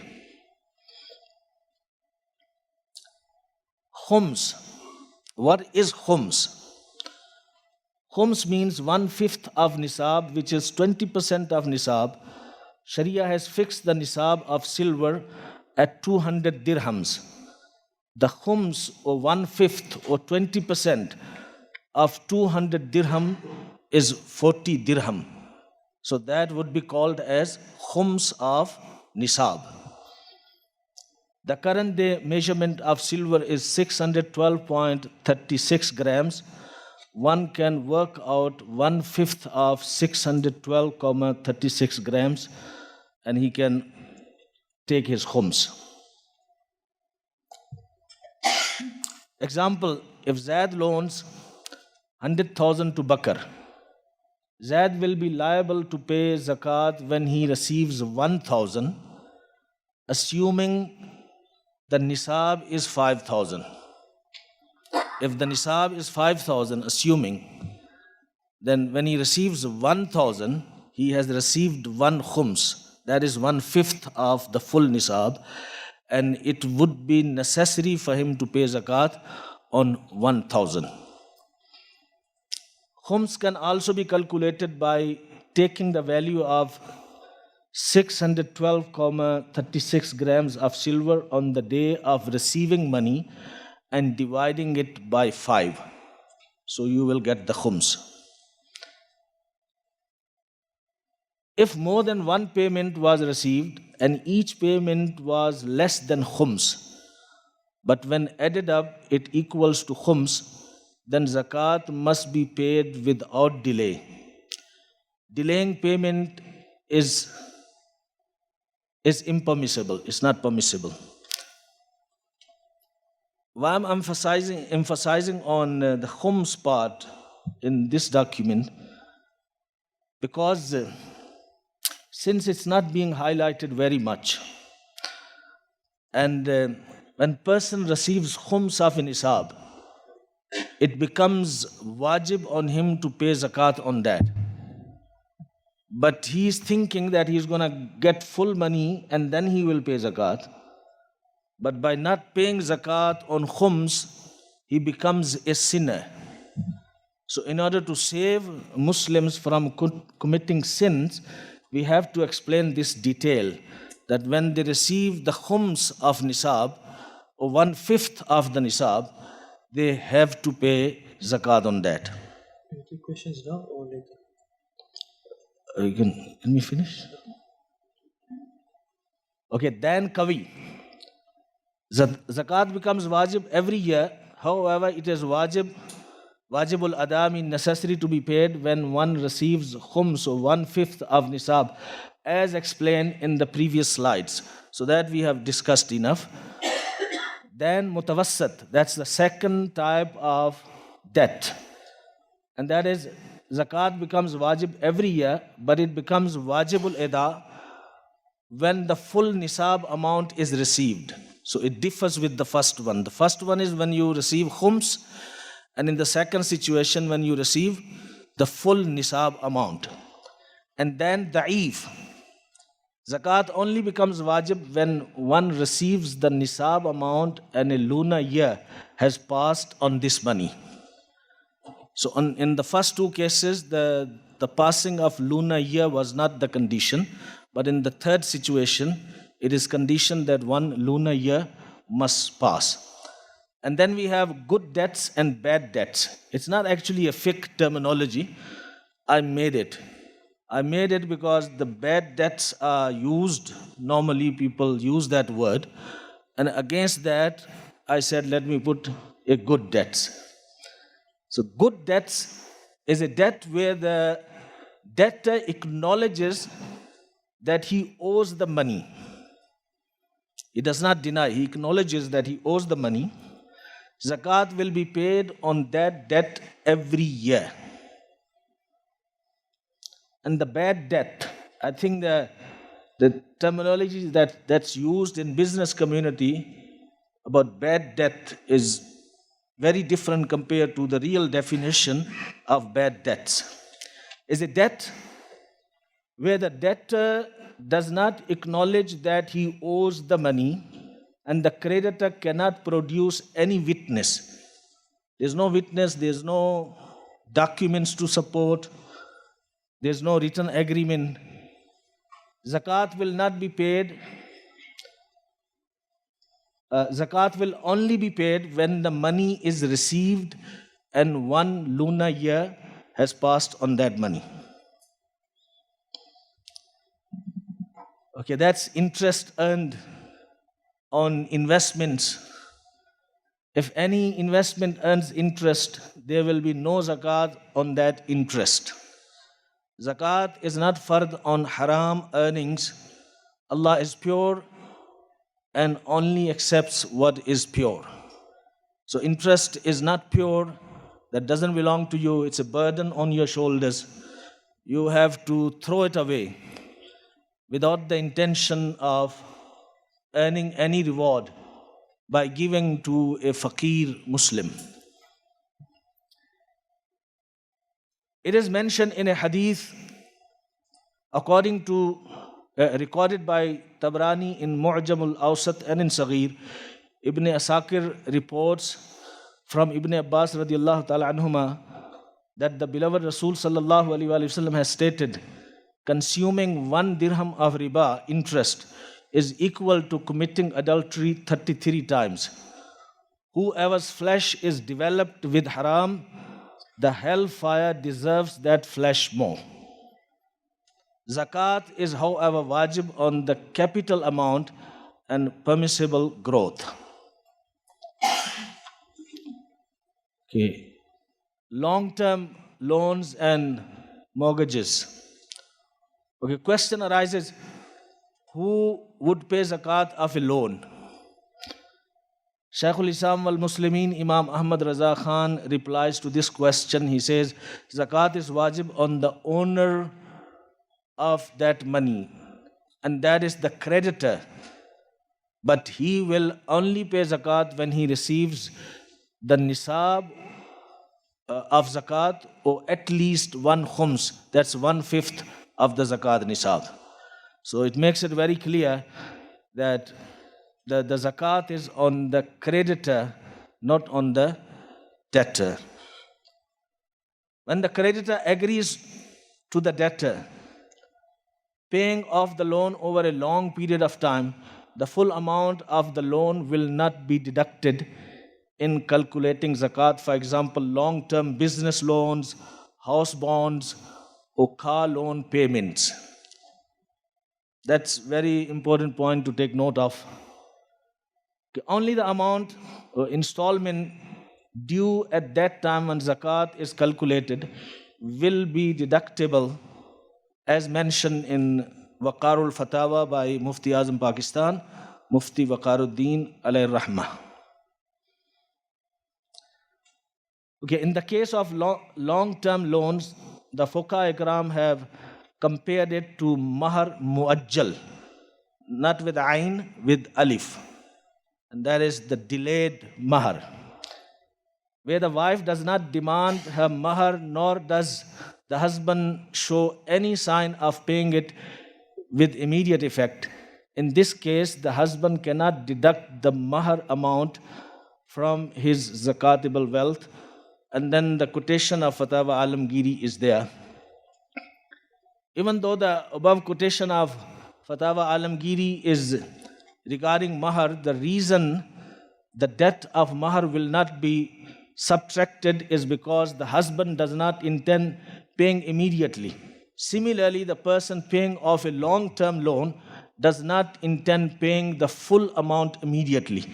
So that is the similarity or illat, as they say in fiqhi terminology, that is common in these two situations. But the ikhtilaf of fuqaha is still there. It's not a unanimous opinion, but most of and the majority of the scholars of today are going towards this opinion. Okay, short-term loans, current liabilities will be deducted from zakatable wealth. And what is short-term loan? Short-term loan are those loans or liabilities whose payment are due with immediate effect, meaning the creditor can demand the outstanding money at any time or as soon as the debtor possesses the money or debtor possesses the money. In other words, there is no long-term payment arrangement between creditor and debtor. And last point on the document is, it must be noted that advance payments and deposits must be brought back into the calculation of zakat. So these documents have covered how a debtor and a creditor must work out his zakat. So you can take questions that, as you said. I'm going to keep my question for last, but I'm going to take 3 other questions from the floor. Do we have any hands? So basically we covered 2 issues. We covered zakat on debtors, people who are owing you money, and zakat on creditors, people you owing money to. All right? Questions?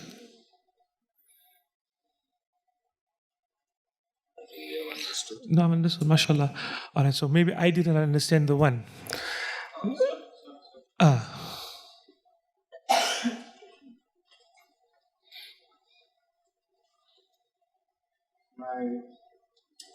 My question is, money that is fixed in a return, in terms of a tax return that is fixed, you are aware of the amount that you have received, but it is still in a security.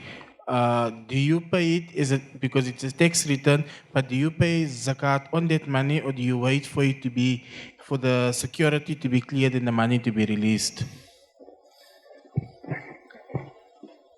Actually, any money that is your belonging, already your belonging, and when went into any investment or deposit or as an amanat, you have to work zakat on that.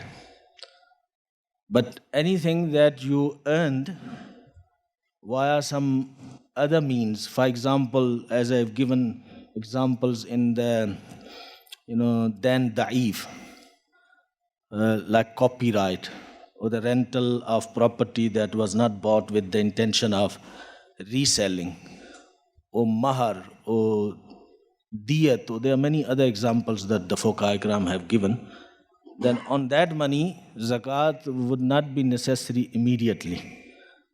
That money, if for example you already sahib nisab, and that money comes in, that's added into your money. So then we will not separate that from your existing wealth. It will be added into that, and when your year completes, you will pay zakat on that. But if you're not sahib nisab, then when that money comes in, from that day you have to count 1 lunar year on that. And when 1 lunar year completes, then you pay zakat on that. There's a question there. There's another question in the back, right? Assalamu alaikum. Mufti Sahib, you mentioned that like on a dying daif, if you get in money, you have to have it for 1 lunar year. Let's say, for instance, that amount works to 5,000 rand, for instance. And in that lunar year, you use that 5,000 rand. Do you still have to pay zakat at the end of the year? So you didn't have it for a full lunar year. Jazakallah. Actually, there are two situations. One is that you already sahib nisab. So your year is set. That your year begins on this day and ends on that day. Then it's very simple that any money that you get during the year, in whichever form, is automatically added. And that during the year, we will not see the amount. Sometimes it's going very low, less than an nisab. Sometimes it goes very high. But what we will see that the end of the year, you are still sahib nisab. And then you will pay zakat on that. Even if it came, it's a proceed of then da'if. But if you're not sahib nisab, and then you received money from then da'if and you have to complete 1 lunar year, then we have to see that money is in the limit of nisab. If it is not in the limit of nisab, then there is no zakat on that. And secondly, that by the end of the year, you must still be sahib nisab. But if, for example, you received 10,000 or 20,000 as inheritance, and you used it, and end of the year, you don't have that kind of money, so there is no zakat necessary on you. Question in the back. Okay, assalamu alaikum wa rahmatullahi ta'ala wa barakatuh. Wa alaikum assalam. Mufti, mine is just a clarity. Having had Hanafi, Shafi'i, I'm getting a bit confused, if not convinced. If I borrow Brother Hussein standing with you an amount of money, and he acknowledges that I paid or I borrowed him that amount of money, but is not willing actually to give back that money, as long as that amount of money is outstanding, do I have to actually pay zakat? Thank you. Yes, you have to pay zakat. As long as there is acknowledgement, even if person is declared bankrupt in the court of law, he's not denying that he doesn't owe and he will not pay. He doesn't have it. As long as acknowledgement is there, zakat would be wajib on you of that amount, but you don't have to pay zakat for that.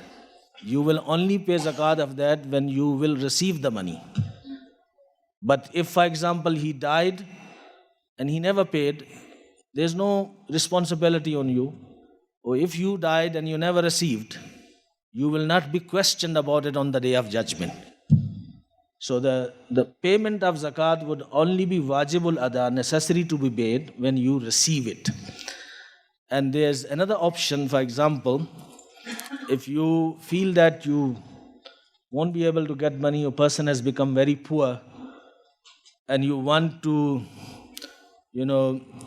do some good to him, you can even forgive him or give that money as a hiba, like a gift, that I'm gifting you that money that you are owing me, or I'm forgiving you.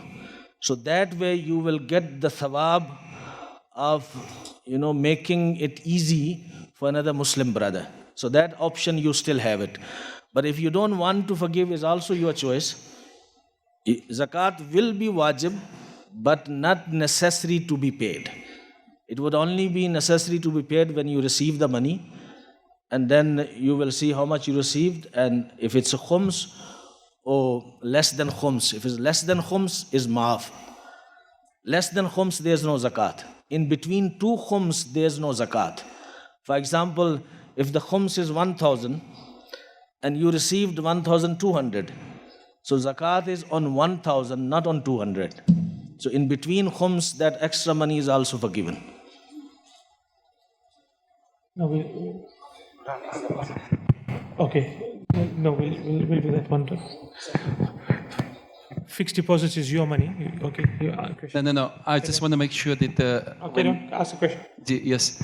When we saw Mufti, I can't remember what was written there. I just want to make sure that in fixed deposit, look, I went to the bank, voluntarily, I put my money into a fixed deposit.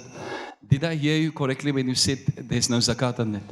No, I said there is zakat. Okay. Yeah, shukran. Fixed deposit, there is zakat. It's your money now. So I need to clear. Is there a question there, Iqbal? Okay. No. My question is, if the debtor runs into difficulty and he becomes a recipient of zakat, can you write off your debt to him in your zakat calculation? The amount that you write off? No, you cannot. Zakat cannot be paid by writing off the debts. But there is a way that you can pay your zakat and get your money back as well. For example, if he has become a recipient of zakat and you know that he is unable to pay debts, so you pay zakat to him and he becomes the owner of that money. Your zakat is paid, and then you can demand your money from him. So you can take your money from him. And in this case, yes, in this case, you can actually take him to the court of law as well, because he does have the money and he's not paying your debts. But if he buys the Ferrari, after you pay him, then you've got take it immediately. Why wait? Okay, so I'm going to ask you my question personally, because I think it's going to complicate the question. It's relating to the khums one, but I will ask that to you privately, inshallah. Shukran jazilan. Thank you very much. One question. Okay, you got literally 1 minute 30. Carry on. If I put my money in trust for my son, perhaps, and he's 15, and I put, let's say, 100,000 in trust. Now, when it's 6 years' time, then he'll be able to take ownership of the money. But it's entrusted with his, basically, and it's not my money. But do I still pay zakah on that money? Okay, there are different situations. For example, if you pay money, if you collect money on his name and you make him the owner of that money, a child in a baligh can own money, no problem with that. You make him the owner of the money, so there is no zakat on you and there is no zakat on him. There is no zakat on you because you're not the owner, and there is no zakat on him because he is not baligh. Okay, but if you keep that money under whatever name, but in reality you the owner, whatever intention you have, whether you have intention to give that money to your child or go for Hajj or do whatever else you want to do, you have to pay zakat on that. The Sharia will look at where the ownership lies. Okay. So if I answer it, so basically is that if you're putting money in an endowment, usually the money in an endowment, they ask you to declare who the end beneficiary is. In this case, the end beneficiary is the child that will only be able to access it at age 18, hypothetically. If the child is baligh, he will pay zakat on it, not you. You are contributing towards, so you are gifting him, it's not your money anymore. So you are not liable for the payment of zakat. Okay, thank you very much. It's in a trust, yeah. Okay, our last speaker, so we've kept the one with fireworks at the point where we knew most people are going to be sleeping, because then it's easy to address this particular issue. No, come through, please. Brother Muhammad Shoaib Omar is actually my first teacher on zakat. My introduction Have a sit. My introduction to zakat started off quite by accident by Brother Iqbal Sabat, who's sitting in the back there, even before I joined the Zakah Fund. And he cornered me one day when I was working at another organization, and he says, we need you to go and give a talk on zakat to some madrasa children. Read this book. And the first book that I was gifted was the book of Brother Muhammad Shoaib Omar. 2 years later, maybe 3 years later, I then joined the Zakah Fund formally. And the first mission I took upon myself then was to learn as much as I could. And I was very fortunate that Shoaib was open to teaching. And I then learned a lot more under him. The topic that we've given him, slightly different from the previous three, in that the previous three were relating to the calculation of zakah. This particular topic addresses the issue of mu'allafati qulubuhum. And mu'allafati qulubuhum is one of the asnaf. His interpretation is very, very broad.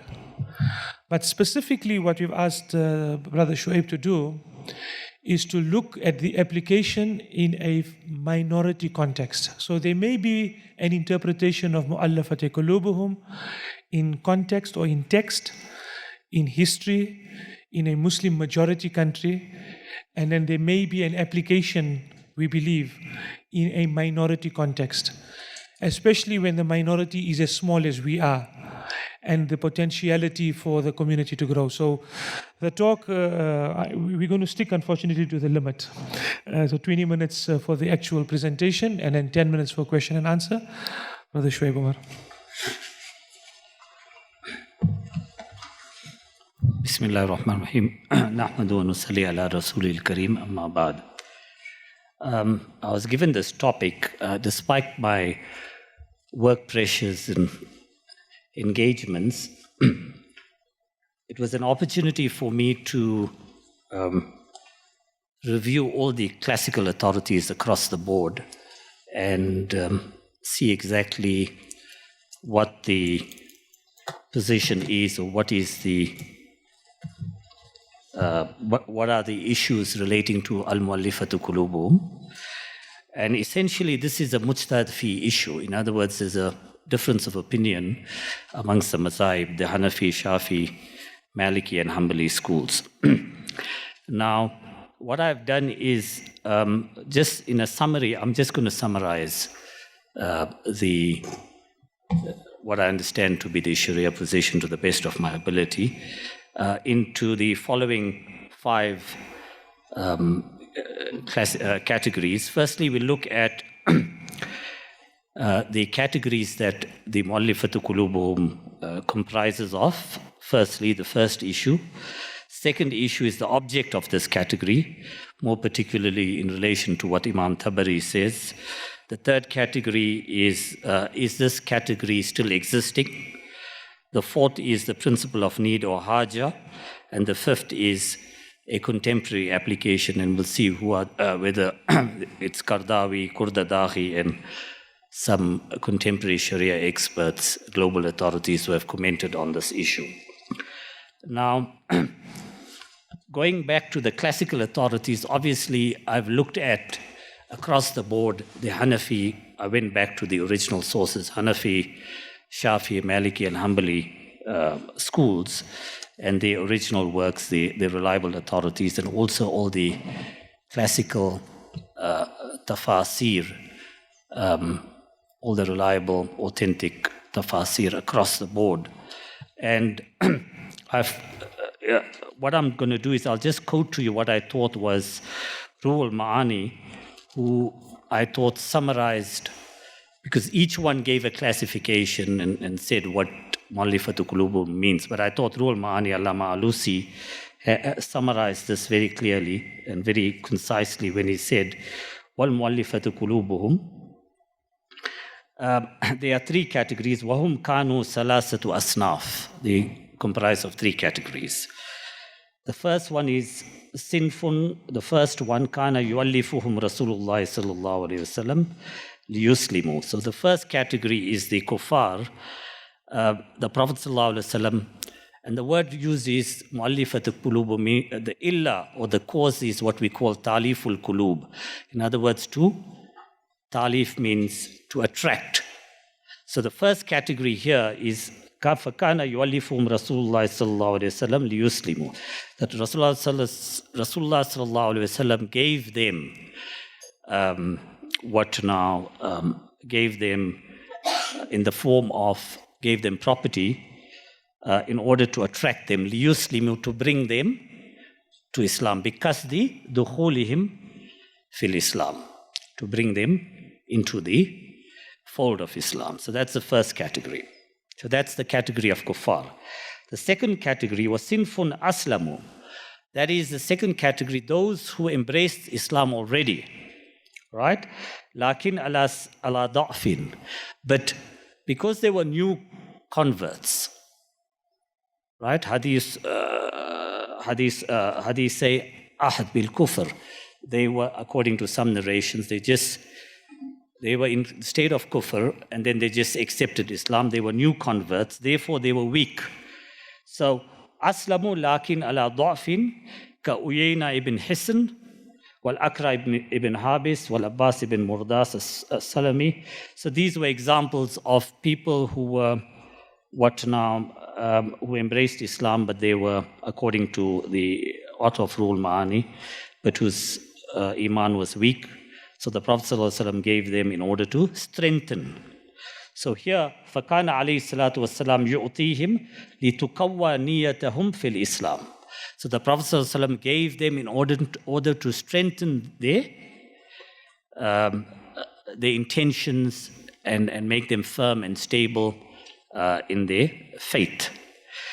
Then the third category, again, is the category of non-Muslims, kuffar. وَسِنْفٌ كَانُوا يُعْطَوْنَ لِدَفْءِ شَرِّهِمْ عَنِ الْمُؤْمِنِينَ. The third category was the category in respect of which the Holy Prophet ﷺ gave the kuffar لِدَفْءِ شَرِّهِمْ عَنِ الْمُؤْمِنِينَ, in order to ward off their evil, or at least to avert harm to the Muslims. So two categories, according to this classification, were kuffar, and the one category was the newly converts who accepted Islam. Now, essentially, if you go through all the classical tafasir, whether it's Qurtubi, Razi, all of them essentially deal with these categories, but this is the summary. And in the Hanafi school, Imam al-Jassas also, he's actually shifted from the Hanafi school, and he gives a very beautiful summary of these categories. But in essence, these were the three categories. That's the first point. The second point is the object of this category. Now, we've got 8 categories which Allah subhanahu wa ta'ala has fixed in the Quran. What is the object of al-mu'allifatu qulubuhum? So, Imam al-Tabari in his commentary has given a very concise statement on this issue. And what he says is, وَقَالَ أَبُو جَعْفَرْ وَالصَّوَابْ مِنَ الْقَوْلِ فِي ذَلِكَ إِنْدِي. In other words, his opinion on this issue is أَنَّ اللَّهَ تَعَالَى جَعَلَ الصَّدَقَةَ فِي مَعْنَيَيْنِ. Allah has divided the sadaqah, the 8 categories, into 2 separate meanings. The first is أَحَدُمَا سَدُّ خُلَّةِ الْمُسْلِمِينَ. The first category is obviously to alleviate the needs and the poverty of the poor and needy. إِنَّمَا الصَّدَقَاتُ لِلْفُقَرَاءِ وَالْمَسَاكِينِ. The second category, which is important, which he mentions here, is وَالْآخَرُ مَعُونَةُ الْإِسْلَامِ وَتَقْوِيَّتُهُ. That is the second category, and which he refers to this, al-mu'allifatu qulubuhum, is a broader objective as far as the mu'allifatu qulubuhum is concerned. A broader, not a narrow, a broader, and that is to assist Islam, وَتَقْوِيَّتُهُمْ, and to strengthen it. And then, of course, he goes on to deal with this issue. I don't want to, time is short, so I don't want to read the whole Ibara, but it's those of you who are scholars can go into Tabari under this section and see it. So the point I'm making on this, as far as the objects is concerned, is that this object is broader. It's not simply, the Mu'allafatu Qulubuhum is not simply to fulfill the needs of the poor and needy, as per the first two categories. It has a broader objective. Then the third category, which is Mukhtalaf fi, again amongst the classical scholars, does this category still remain? Hal huwa bakin aw sakata? Does this category still remain, or has it fallen away? Now, there's a difference of opinion amongst the classical schools. The Hanafi schools say, the majority, not all the Hanafi scholars, the majority of the Hanafi scholars, if you open Hidayah and other books, you'll see it says, وَسَكَتَ هَذِهِ السَّهْمُ, that this category has fallen away. And they base this on the ijtihad of Hazrat Umar radiallahu anhu, when during his time, and during the time of Hazrat Abu Bakr rather, there were certain, I'm not going to go into the details, but in essence, certain, if I can call them companions, came to the Hazrat Abu Bakr and said, can you give us property? And essentially, then Hazrat Umar said, look, Islam is strong now, we don't need to give anybody anymore like the Prophet ﷺ gave them. So the Hanafi school then, not all the Hanafi scholars, not just us and others, but if you see the normal Hanafi books, they say this category has fallen away, it's not applicable. But essentially the answer to that, and that gets me to the next thing, is the important principle is, that was the ijtihad of Hazrat Umar radiallahu anhu. And it was based on the situation at that time when Islam was strong. And it was based on the Islamic maxim, al-ahkamu tatagayyaru bitaghayyur az-zaman wal makam, that the rulings change from situation to situation. So what now, the author of Mughni, probably the best book ever written in Islamic jurisprudence, that's Ibn Qudama, he says, he explains it very nicely, I thought, because I reviewed the classical authorities. I'm just summarizing what he says, because he says that فَإِنَّ الْغِنَى عَنْهُمْ, meaning فَإِنَّ الْإِسْتِغْنَى عَنْهُمْ لَا يُجِبُ رَفَى حُكْمِهِمْ. In other words, if at a particular time, if this particular category, the Mu'allafatu Qulubuhum, was not applicable, that doesn't mean that its ruling falls away. Just as Ibn Humam says in Fathul Qadir, who was a great Hanafi jurist. وَإِنَّمَا يَمْنَوْ أَتِيَّتَهُمْ حَالَ الْغِنَى عَنْهُمْ. That at that time, there was no need for it, and therefore, obviously, there was no need to give it. And the important point is, فَمَتَى دَأَتِ الْحَاجَةُ إِلَىٰ أَعْطَائِهِمْ أَعْطَوْا. When there's a need in a particular time to give to them, then we must give. فَكَذَلِكَ جَمِيعُ الْأَصْنَافِ إِذَا عَدِمَ مِنْهُمْ صِنْفٌ فِي بَعْضِ الزَّمَانِ سَكَتَ حُكْمُهُ فِي ذَلِكَ الزَّمَانِ خَاصَّةً. Similarly, if we look at the other categories, if at a particular point in time, you don't have to give to that particular category, it doesn't mean the ruling of the category falls away. It just means it doesn't apply to that situation. فَإِذَا وَجَدَ, in another situation and in another time, if that category becomes applicable, ada hukmuhu, then its ruling reverts. وَكَذَا هَاهُنَا. So Ibn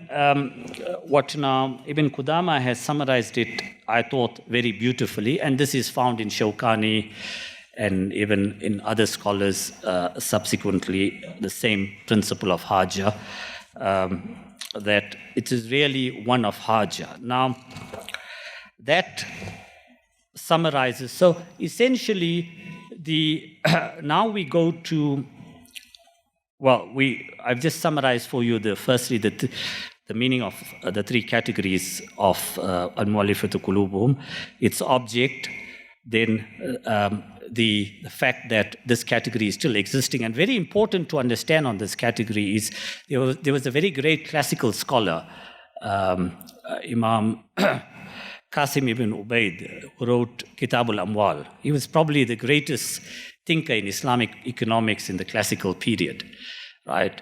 And he himself says that, wal ayah muhkama, this ayah is absolute, it's still binding, there is no basis for that this ayah, there's no basis for the cancellation of the effect of this ayah, nask, and the same thing in Al-Mughni.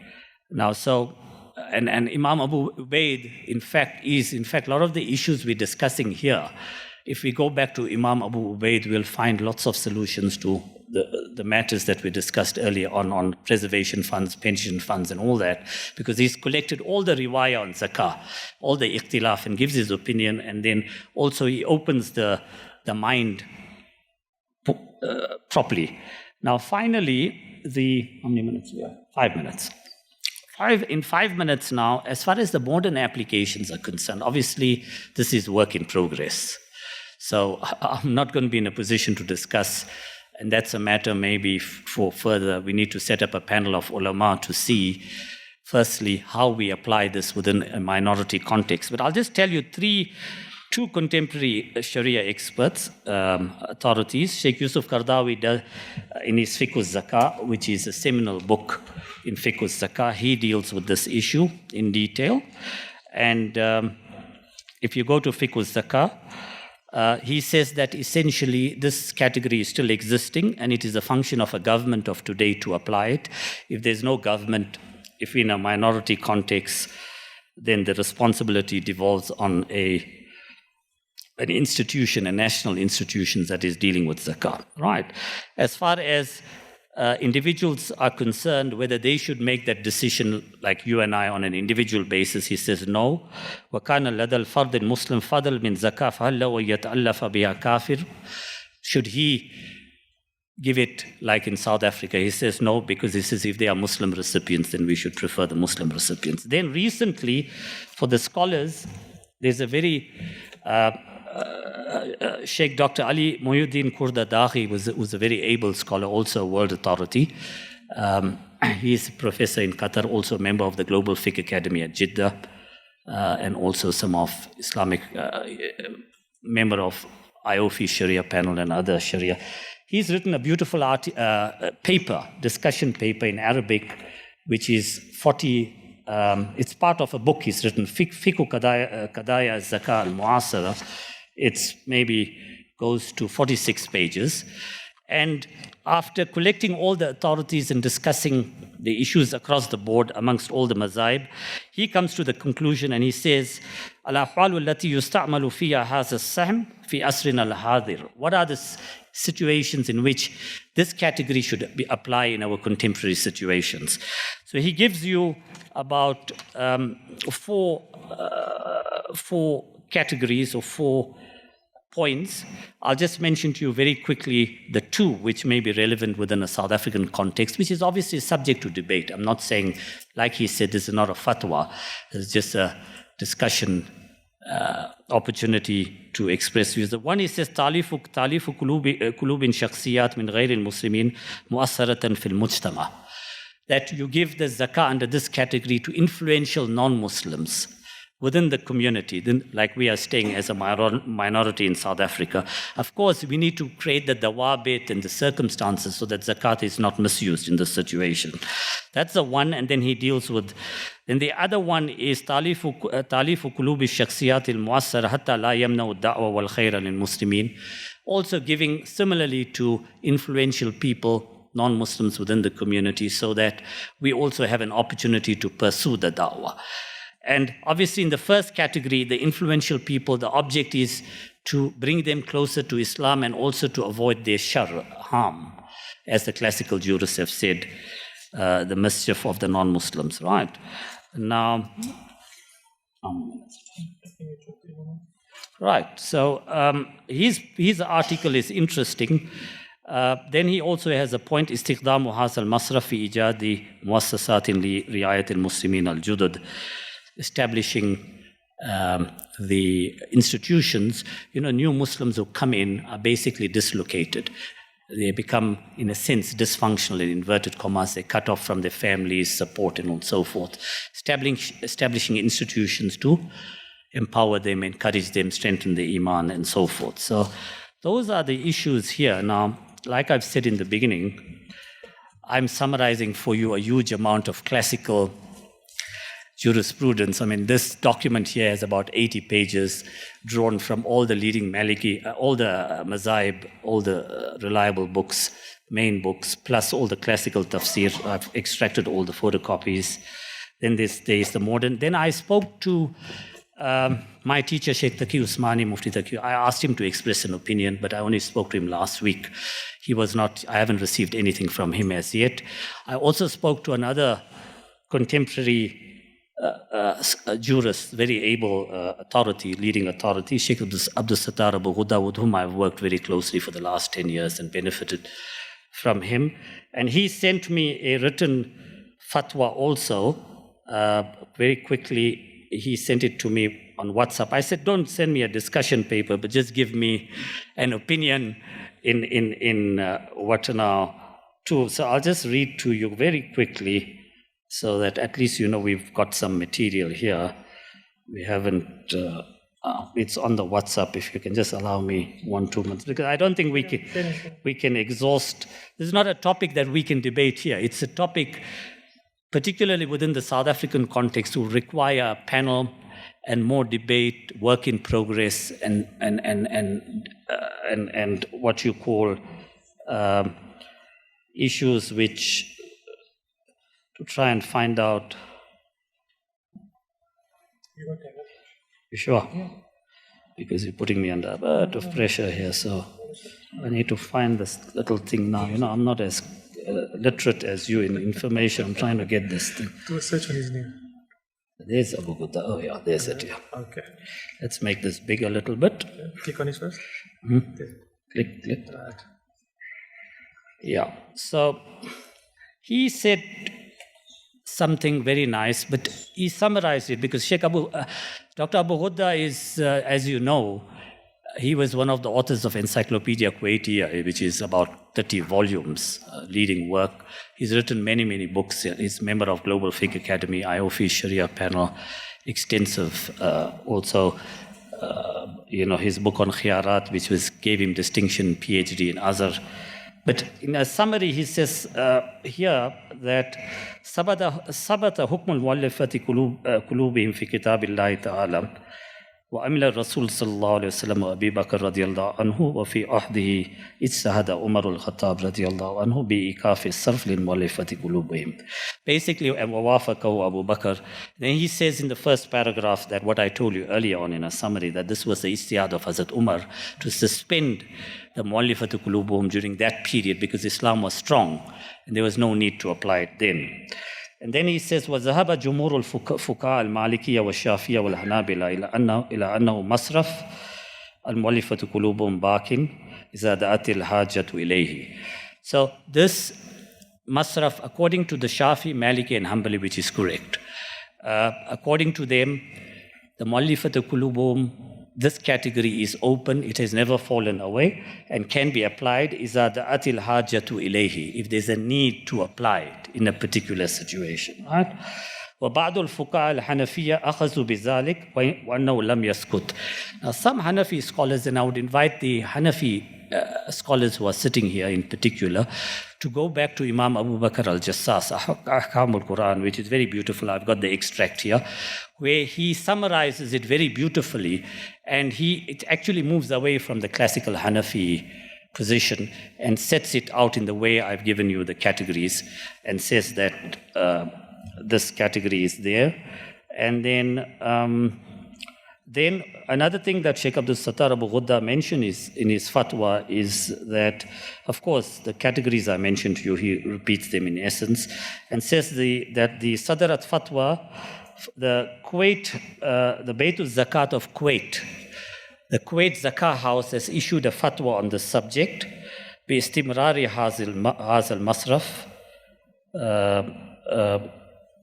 بِإِسْتِمْرَارِ هَذَا الْمَصْرَفِ, on the basis of need, genuine need. So if we can get the fatwa of the Kuwait Zakah House, it will be very useful. It can be part of the material that we can look at to see what was the basis on which they applied and whether they have made any contributions. But really, so there is a basis for this. The point is it should be very carefully analyzed. It's a very sensitive subject. We don't want like you said, throwing stones in Cape Town and not in Durban. I don't know where the stones will be thrown if we start using Mu'allafat Qulubuhum in a way which may, if we open the door, you see there has to be a balance. If you open the door of something, it can lead to abuse. On the other hand, if you choose to apply it, then you've got to define what we call the dawabit, the criteria and the limitations. And in South Africa, it should only be done by a national organization like SANZAF that needs to have a proper committee and structure, proper parameters that will regulate its collection and distribution. And of course, it's always the first prize is to prefer the Muslims who are in need in our community. They always should be getting the first priority. Wa akhiru da'wana alhamdulillah. Thank you very much.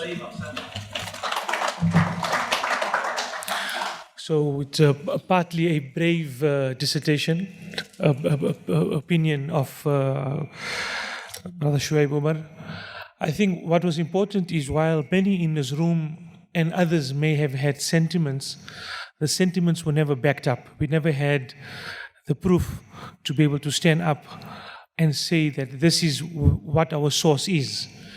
In fact, some of the other contentious issues in South Africa are issues relating to the R-Million. And SANZAF has always stuck to the point that it's one of the 8 asnaf.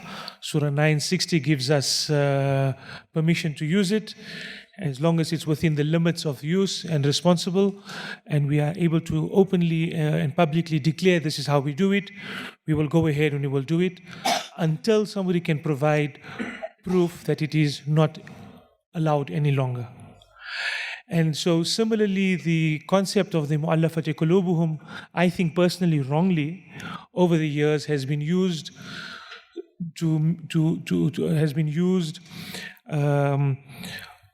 on revert Muslims. In my mind, revert Muslims would automatically fall into fuqara and masakin. And the category then Mu'allafat Qulubuhum becomes a repetition of fuqara and masakin or any of the other. Except that you added a interesting angle to it to suggest the institution that welcomes, that proactively works at reverting or giving the message of Islam, and in that manner utilizing it towards the empowerment of new Muslims. So I'm not sure whether I should open up a discussion on it. Clearly, Shoaib has a position and his position is largely informed by what has been written. And the suggestion that is put forward, I think for the shuyukh that I hear, the ulema that I hear, and others, is maybe we should engage in a further discussion. Not today, at some point in the future, to attempt to come to a majority or a consensus position on this, so that when people practice on it confidently, we have the backing of the scholars to say it is acceptable and it is doable, inshallah. If that's acceptable, I will close. أعوذ بالله من الشيطان الرجيم بسم الله الرحمن الرحيم والعصر إن الإنسان لفي خسر إلا الذين آمنوا وعملوا الصالحات وتواصوا بالحق وتواصوا بالصبر. شكرا جزيلا.